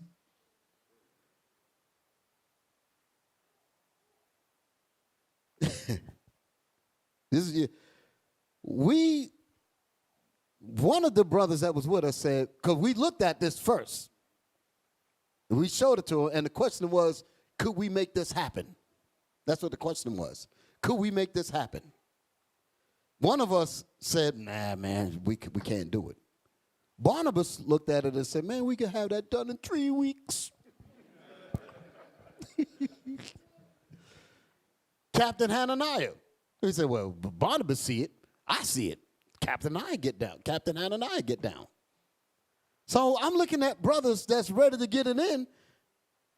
And then I said, well, if we could do that, because, I mean, you know, we're looking at it. And I'm already looking at it from I said, there's no electric sockets in there. There's no lights. That's from the sunlight from the window. There's no power lines nowhere in there. When y'all will hear me use words like when I said that there was a subway tunnel or cave. How many of y'all heard me say that? This is what I was talking about. That's what the place looked like. Y'all ain't seen nothing. I'm going to just let the slides roll. But I'm using this to describe what we went into. And then we had to, this is where that term vision came in. When we went in there, this is what we saw with our eyes. But in order to get beyond this, you have to see what's not there. You have to see what is not apparent to your eyes. Faith is the substance of things hoped for, and that faith, which is the works of us uniting our talents together, that became the evidence of things not yet seen, which is what this turned into. Y'all all right? So as this was happening, we saw this. Immediately, the drawings had to start drawing out this and that. Barnabas had to come in with his tools and his skills, and we all working. We literally sat down and actually had, like, we took them folding tables, and each of group had their tables, and we had to draw out what we needed to do to get that place up to where we needed to. Can y'all dig it? All just because we was put against a wall, while at the same time, I was working in Manhattan. I watched the white man build a building right in front of me. What I mean by that, when I say I watched them, meaning that the times that I was there working, they actually started to build a building right in front of me, and I watched how they do it. They sent in laborers. They sent in cement layers, steel workers. They had teams that was going in. They do their job. When they leave, another group come in behind them, another group come in, until the dang on thing was getting built.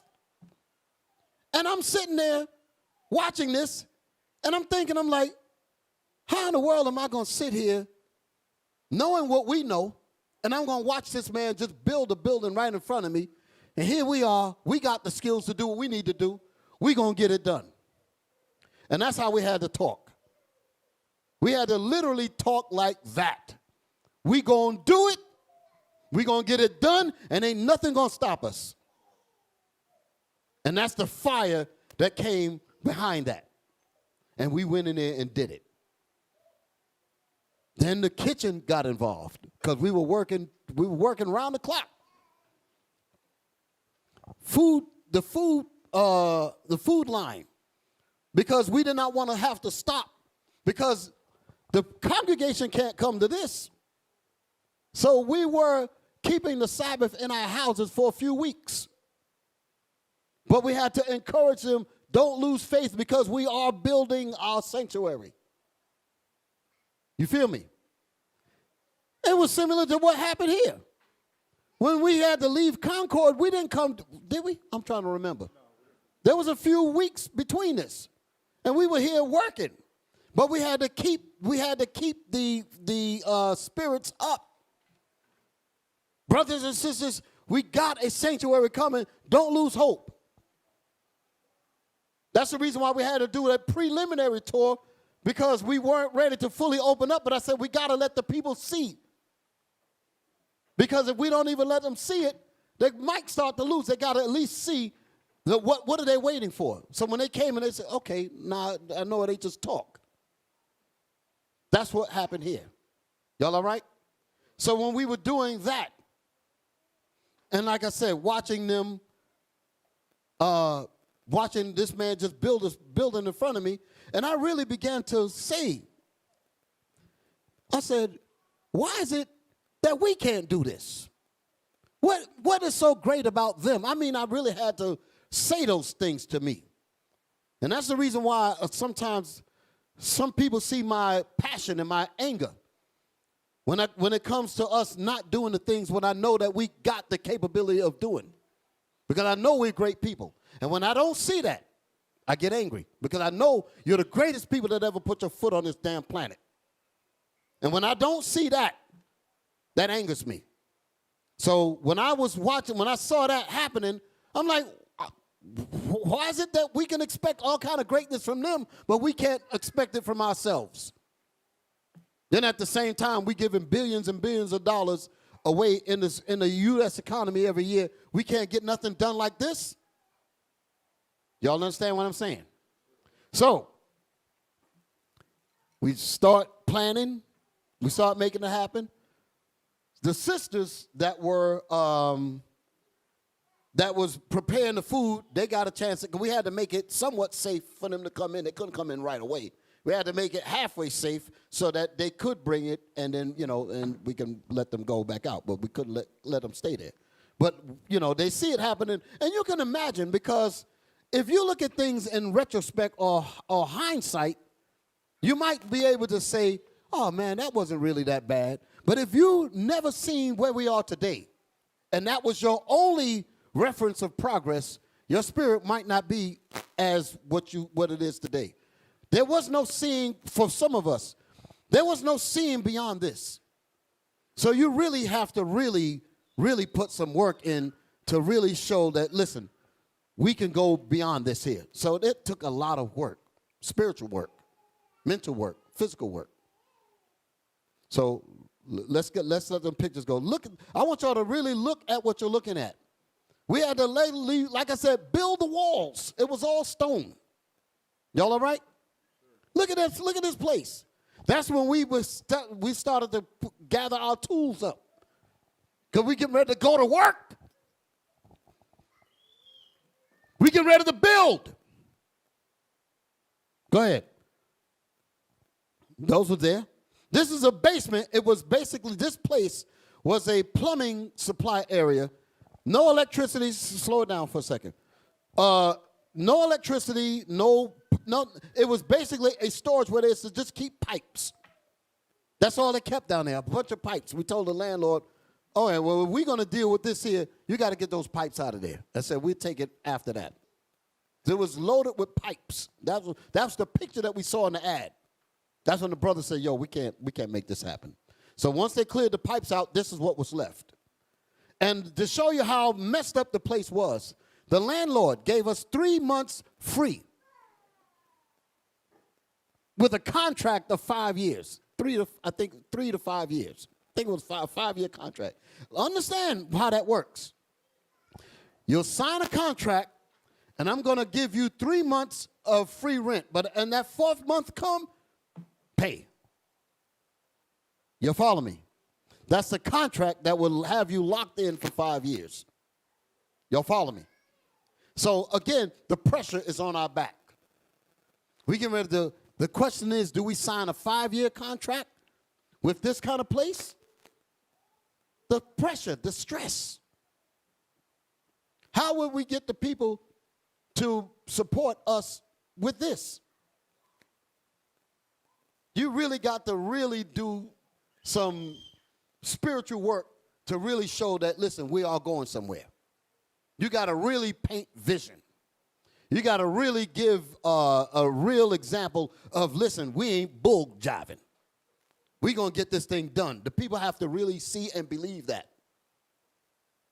And usually, when you see people believing like what people say about leaders, if you see leaders that are really serious and you see they really got some direction, it's easier for me to follow somebody like that. Because if they have so much faith in this thing and they're actually working every nuance of their spirit in it, it's bound to have some kind of return. So we got in here, so the guy gave us that as our option. 3 months. After that, pay, and I forget what the amount was. I don't remember. But as you know, New York ain't cheap. Y'all follow me? So we would have been on the hook. We were on the hook, basically, for 5 years. So the first 3 months, the money that we would have had to pay, we used that for construction materials. Had to buy basically everything. Wiring, switches, plugs, light fixtures, floor. We had to actually put a floor in there. Had to build a floor. You're going to see it. So go ahead. Run the pictures.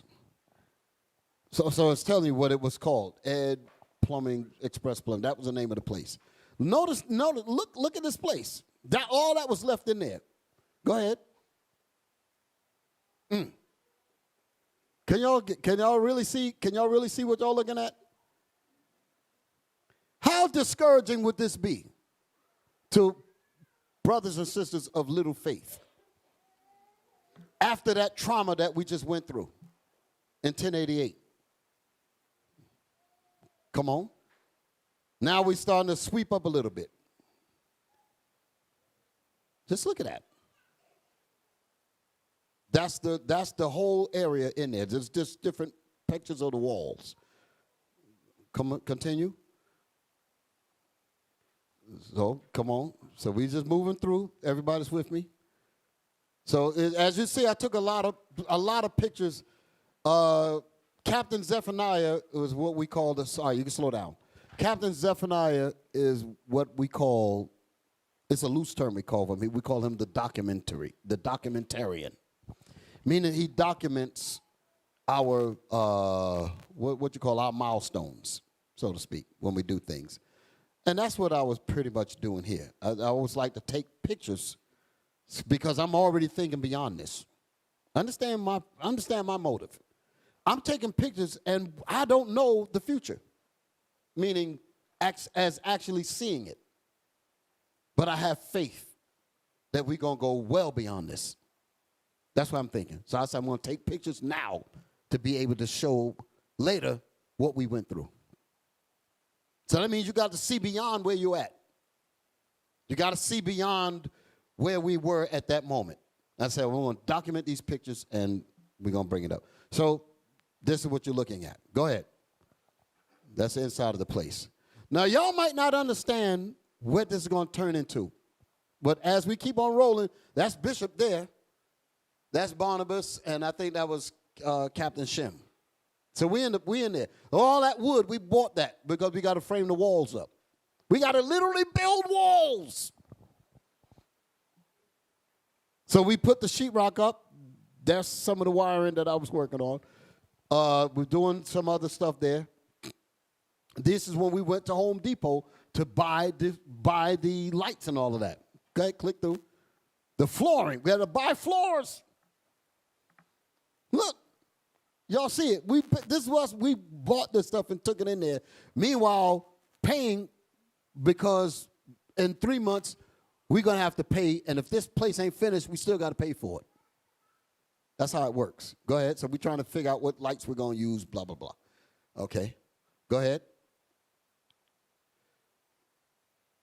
So as you see progress, correct?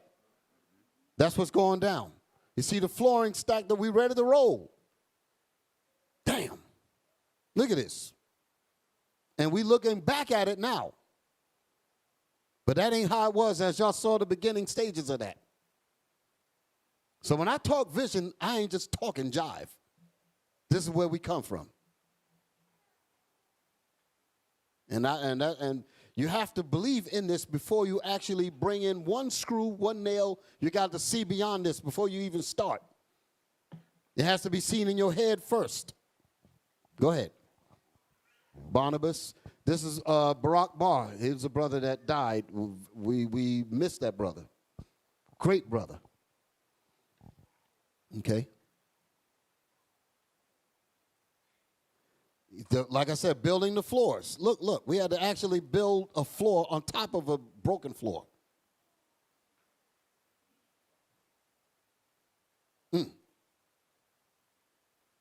And notice this, we're using work lights. There's the lights that you see is coming from work lights. Remember, there's no lights up there yet. We're using those plug-in lights on the pole. That's what we're using to light the place up. In the dark, we're working through the night. So this was for the outside to light up. They had a garage area. The garage area we later built, turned into the studio. Pause it for a second. I didn't bring those pictures. There's a video where we were doing it's on the 10th anniversary. There's like 5 discs, and we did the interviews with the deacons, the officers, and all that. Do y'all remember a section of that video where you saw the purple walls? Do y'all? You probably have to go back and look for it. That purple walls was the studio. That's what we had to build beside that. That was where we were record Deacon Asaph, Kings in the Building. Those videos were made in that part there. Okay, go ahead.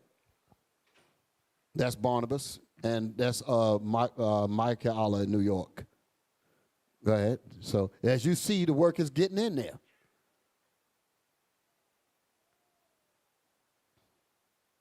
That was me, my little meter. You can see all the stuff on the floor. All that, we had to keep buying that stuff and doing the work. And you notice that we got plastic bags on the windows because we don't want people looking in. New York is thievery. They see that the place, if we ever left the place and they peek it in, they say, oh, they got flooring, they got tools, they got this, they busted in. They're taking it. Thank you.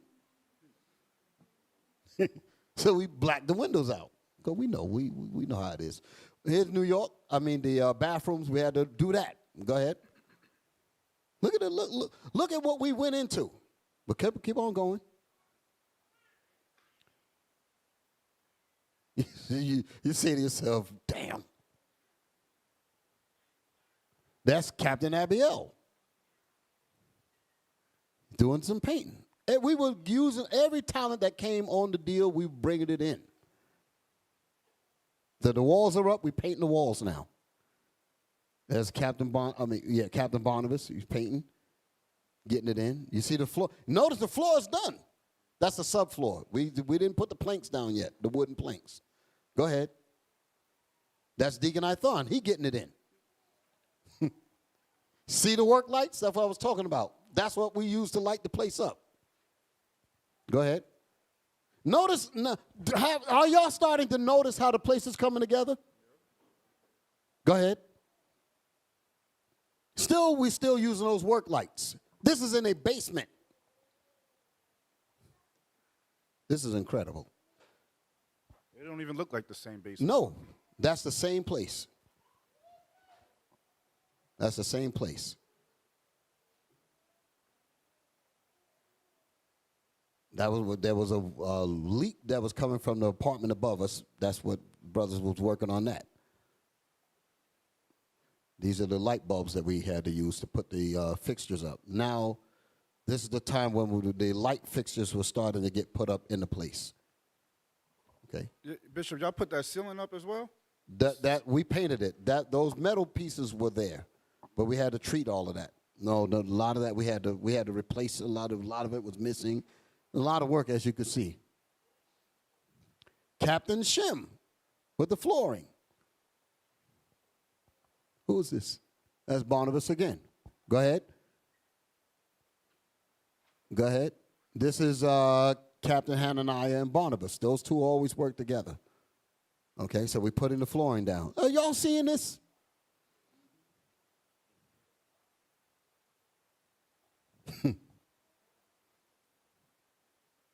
Now we got the lights up. Now we got the front. Like these lights here, that's where that idea came from.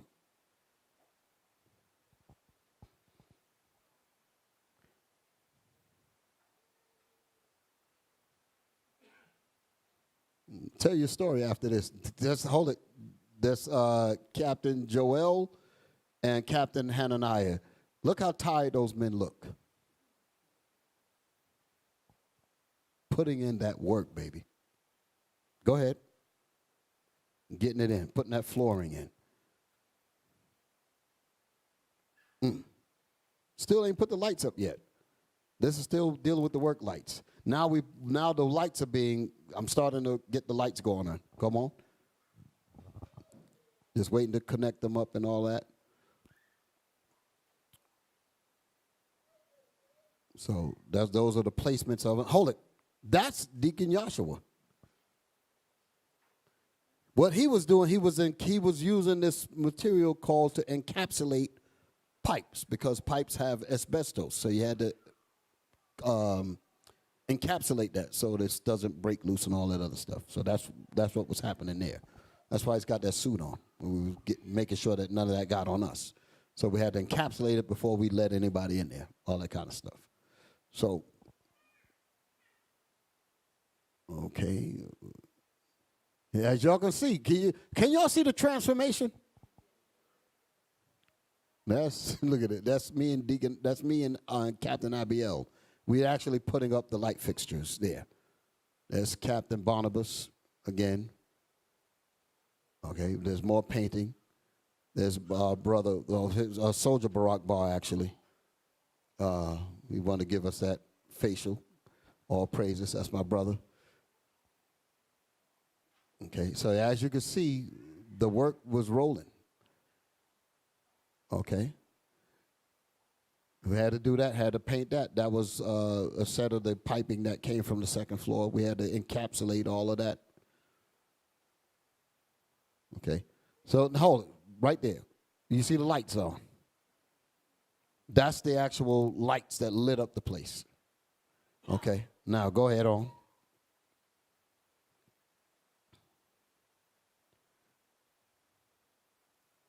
Oh, boy. Huh? Yeah. So that's the back bathroom areas. Okay, so we're dealing with the women bathrooms, the men bathrooms. That's what we've been doing in that area there. So, as y'all can see, we had to really get it in, right? So I'm just running through these things, just letting y'all see.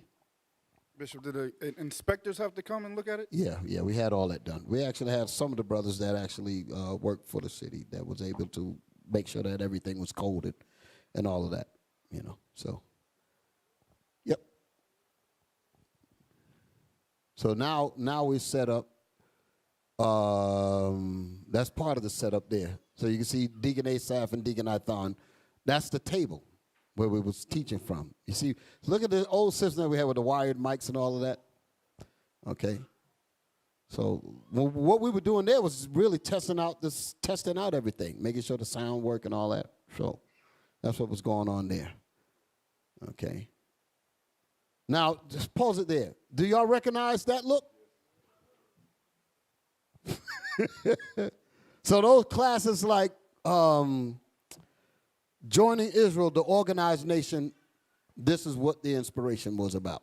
This is what inspired it. So when I was talking about us standing up and being counted, it's coming from not only our history in the Bible, but from the works that we had to do and be men and stand up and do what God gave us the ability to do. Go ahead. I ain't had no, did I have gray hair? Yeah, I had some gray hair there. Okay, stop. That's the inside of it. You see where the chairs were, the sisters' chairs would sit this way, the brothers would sit that way. You had the TV in the corner and all that, okay? And there you go. So I think that's the last picture. I think the other two are videos. Okay, you got that. Okay. So we still, as y'all can see, okay, that's it. You can come out of that. That's it. So all praise to the Lord. Give the Lord a hand.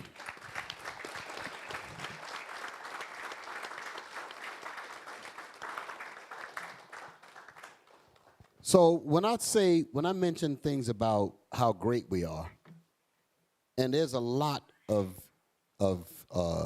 people that put their hands in this, men, women, children, everybody, was to make sure that that we got the school up and running. Brothers and sisters were very happy to be able to come in and the fellowship. You know, we even ran air conditioning in there later. You know, yeah, we ran air conditioning in there. You know, with the inverter system outside with the, you know, that. So we had to do that. And that's how it went. So from there, that's when we went to the Mount Vernon building and did the whole process all over again. And y'all think y'all seen that video. Okay. And then from there, we came here. Well, I came here. And, you know, and we got another spot in Eden, New York. I mean, Eden, North Carolina. That's also going to come on through. So the work doesn't stop. The work doesn't stop, and our ability to continue to stand up doesn't stop. Okay? All right, so give a couple more scriptures, right? And then give the brothers and sisters a break. Y'all all right? Okay. Yeah, 14:22. 14:22 to 27. Wisdom of Solomon, chapter 14 and verse 22. Moreover, this was not enough for them. So this is a case now with what I just showed on the video is the great work that we did within our collection of righteous spirits. Everybody's with me. But while we're doing that, there's still evil on the outside of these walls. There's evil on the outside of this project that I just showed y'all. Y'all all right? So as we move to do these things, you got a lot of wickedness that don't want to see us come to the reality. And mind you, I forgot to mention this. The landlord was a lawyer in this place. You understand? He knew the law. He really thought that we were not going to get that place up and running. You feel me? He knew he had us locked. He came downstairs once the place was done. Because the neighbors, man, they hammering, they doing all kinds of stuff. They complained to him. We worked on this thing for like 2 months. This thing took some time to get this done. So they were paying rent, but at the same time, we had to abide with noise ordinances, you know, all that kind of stuff. So at like 10 o'clock, we said, listen, we need the time to do it. You're trying to hold us to a thing. We got to get this work done. So he gave us a 10, you know, to like 10 o'clock. And, you know, after that, then So we had to understand what we had to do. We had to organize how we did things. All of the heavy type of work, we had to do it during the morning hours, and that we had to leave the quiet stuff to work beyond that into the morning. So it's not to disturb them, because this is a 20. We have to keep this thing. We cannot afford to just leave and come back the next morning. That's time that we need. So a lot of organization came in to do this here. So when the guy came, so when it was all done, he comes down, because like I said, he did not expect that we would get the place up. Y'all saw that last picture? Go back to that last picture with the chairs. He came. Y'all already know. Is it possible for you to do an A/B comparison with that first picture and this? Can y'all do it? I'm asking my IT brothers. That first picture. Okay, just hang on. Yeah. We're going to work on it. What showed? Yeah, okay, you did it. This is what we took when we got there. This is when he said, you got 3 months, da-da-da-da-da-da-da, right? Everybody's with me. In his mind, I got him. Can you dig it? There ain't no way in the world they're going to be able to get this thing up. Now, remember the pressure now. Congregation been out. The landlord got crazy with the last place. The rent went up. We got all that on our back. We were forced, not like we were unwilling, but we were prompted, I guess I should say, to look inside our talents and see what we can do as an organized nation. That's when that term came up. That's on the back of our shirts. It came from this here. We had to look and say, you know what? We got no choice. We got to do it. So we inherited this. Now show the next picture. So then it ended up at that. So the guy came downstairs and he saw this. He didn't see none of the project. He didn't see the progress, the process. He didn't see any of that at all. His last memory was what that first picture was. Then he comes down and he sees this. Guess what the devil says?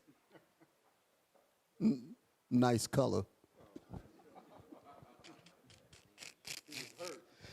He was hurt. He couldn't believe it. Because the deal was, he was saying, where's the white people? That's what he was saying. All just you black people did this? That's what he was saying. He was blown away. I wish I would have took that picture. He was blown away. He said, ain't no way, boy. He was blown away. Now, here's the funny part about it. We're locked in at our rate. The way the place look now, he can get twice, damn near 3 times the monies. But he's locked with us for 5 years. He was thinking that, listen now, he was thinking that he had us to be in a bomb shelter for 5 years, come out, paradise with air conditioning, all of that. A couple of years later, we got the Mount Vernon building in 2015. We don't want to occupy 2 spots. So the same crew plus more, because more people in now. Now we go build the Mount Vernon school, but we still have this. He says, basically, I will let y'all out because he knows he could get, that is a community center now. But before, it was what y'all saw. Nothing. So he allowed, that's my understanding. I think we were there for like 3 years, and then he just took the loss on the last because it wasn't going to be the money that he could get for renting it to somebody else for 3 times the price, which is what he did. I drove by there and saw it. He got a whole nother setup going up in there. They're in there dancing and partying and all types of stuff going on in there right now. But that just goes to show we didn't need it. We were gone. The Lord had blessed us. We literally got our own building, blah, Mount Vernon. Y'all know the deal. So these are things that comes to mind when you do not think as hidden people. If you think hidden, you're not going to do stuff like this here. And I say that to you women and to you men. Don't ever let anybody bring you to the level of like you're less and try to step on your greatness and your pride. I'm serious about that. Always hold your head up high because you are the people of the Lord. And if you're the people of the Lord, it's nothing expected from you but the absolute best. And that's how I see you. Some of y'all know me in here, how I deal with things in this building that I don't like. I said, why are we allowing this little thing to happen this way and the little piece of that fall? I said, we're better than that. I want it tip top because we are the tip top people. I don't accept mediocrity. And if I don't accept it, I don't expect you to accept it either. You have to have that thing that whatever you put your hands to, that's excellent right there, brothers. Whatever you put your hands to, when you let it go, you say to yourself, I could put my name on it because I put my very best in it and it represents me. That's the pride that you have to take in your work, in everything that you do. Put your absolute best into it and accept the fruit of your hands. That's why I talked about Adam. When God made Adam, before he formed him, he said, let us make man in our image. And he made man, and then came woman. And before man was made, God had to see man in his mind first. Before the earth was made, God had to see the earth in his mind first, in God's mind. He had to see day and night first before night and day existed. Y'all follow me? So if that's how God is made, he made man that same way. He gave man the ability to have vision in his head that is not yet seen. But what did God do? God manipulated the elements to create daylight. It was all, like the Bible says, the earth was without form and was void and without form. He had to take half of the elements and shade it to create daylight and night. Okay?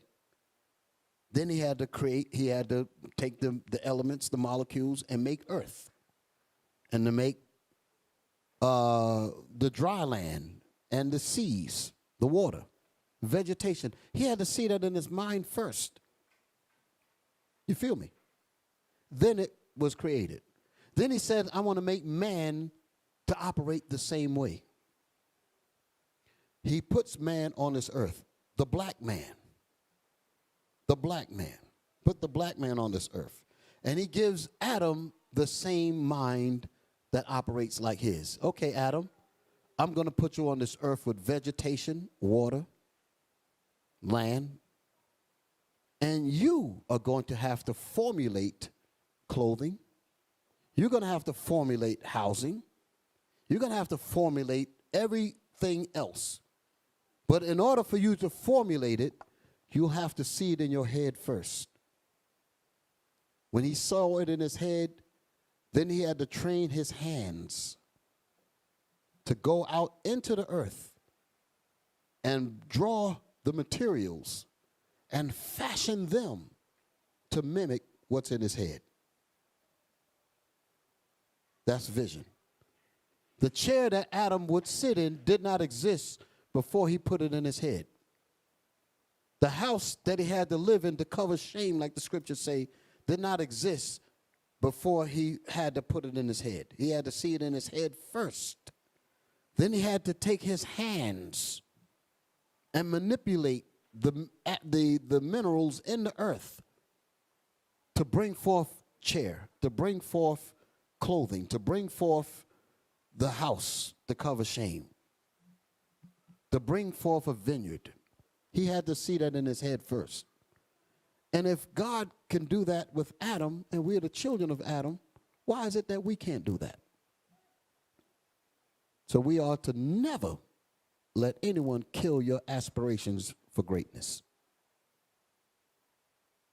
I'm almost 60 years old, and I've seen a lot of situations where people have allowed negative people to kill their spirit, to kill their ingenuity and their desire to be great. And I hate to see that. A people that is bubbling with talent, don't squander that talent. Christ gave you that talent for a reason. That's what I was going over last week about the pounds. He gave us the pounds. He said he gave one 10, he gave another one 5, and he gave another one 1. He said, are you going to use my talents that I gave you? And God gave us all talents. And that's what we had to do when that landlord got funky with us. We had to assess the talents within us and ask, what are we going to do with these talents? And if we had to communicate to find out who had what talents, and we traded the talents among each other. I ended up learning about stuff that they were doing that I didn't go to school for. Same thing with some of the others. We're trading, and we're able to get the work done. And that's just on a, construction level. That also happens to us in the spirit. Some of us are good teachers. Some of us are good speakers in the camps. Do great works with the children. Do great works with the Titus 2, the daughters of Sarah. These are different skills that each of y'all have. The young men outreach programs, stuff like that. These are good talents that y'all have. But everybody doesn't know every other body's talent. But if I'm communicating with these brothers, I can learn a little bit to be a little better because I'm learning from him.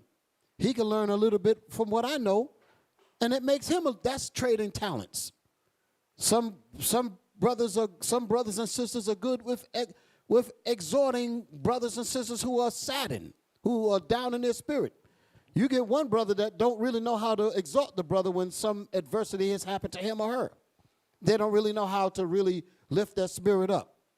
But then brother so-and-so come along, and sister so-and-so come along and talk to that same brother and able to lift that brother and that sister back up.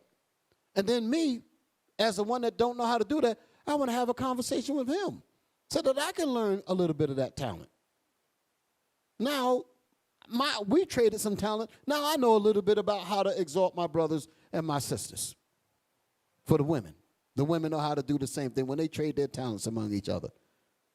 This is the greatness of unity. This is the greatness of being in this congregation. And we pray to the Lord that he keep his spirit with us and keep moving in the right direction.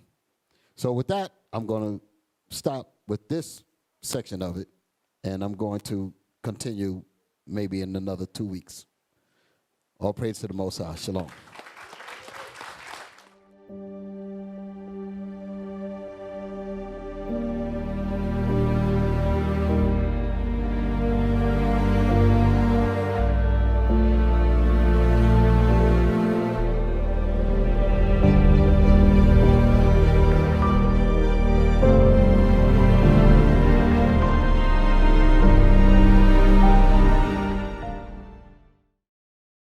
We used to scream Black Power while Heron was pushed.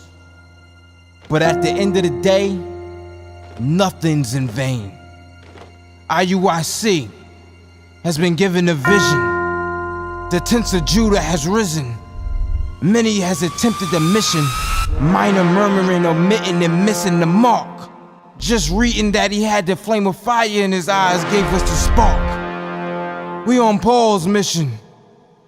We out on the road, purple and gold, from Mexico, Cuba, Haiti, Ghana, Sierra Leone, 144,000 boots banging, concrete crackling. These are our men repented at heart. The scriptures is proof. IUIC, we deliver the truth.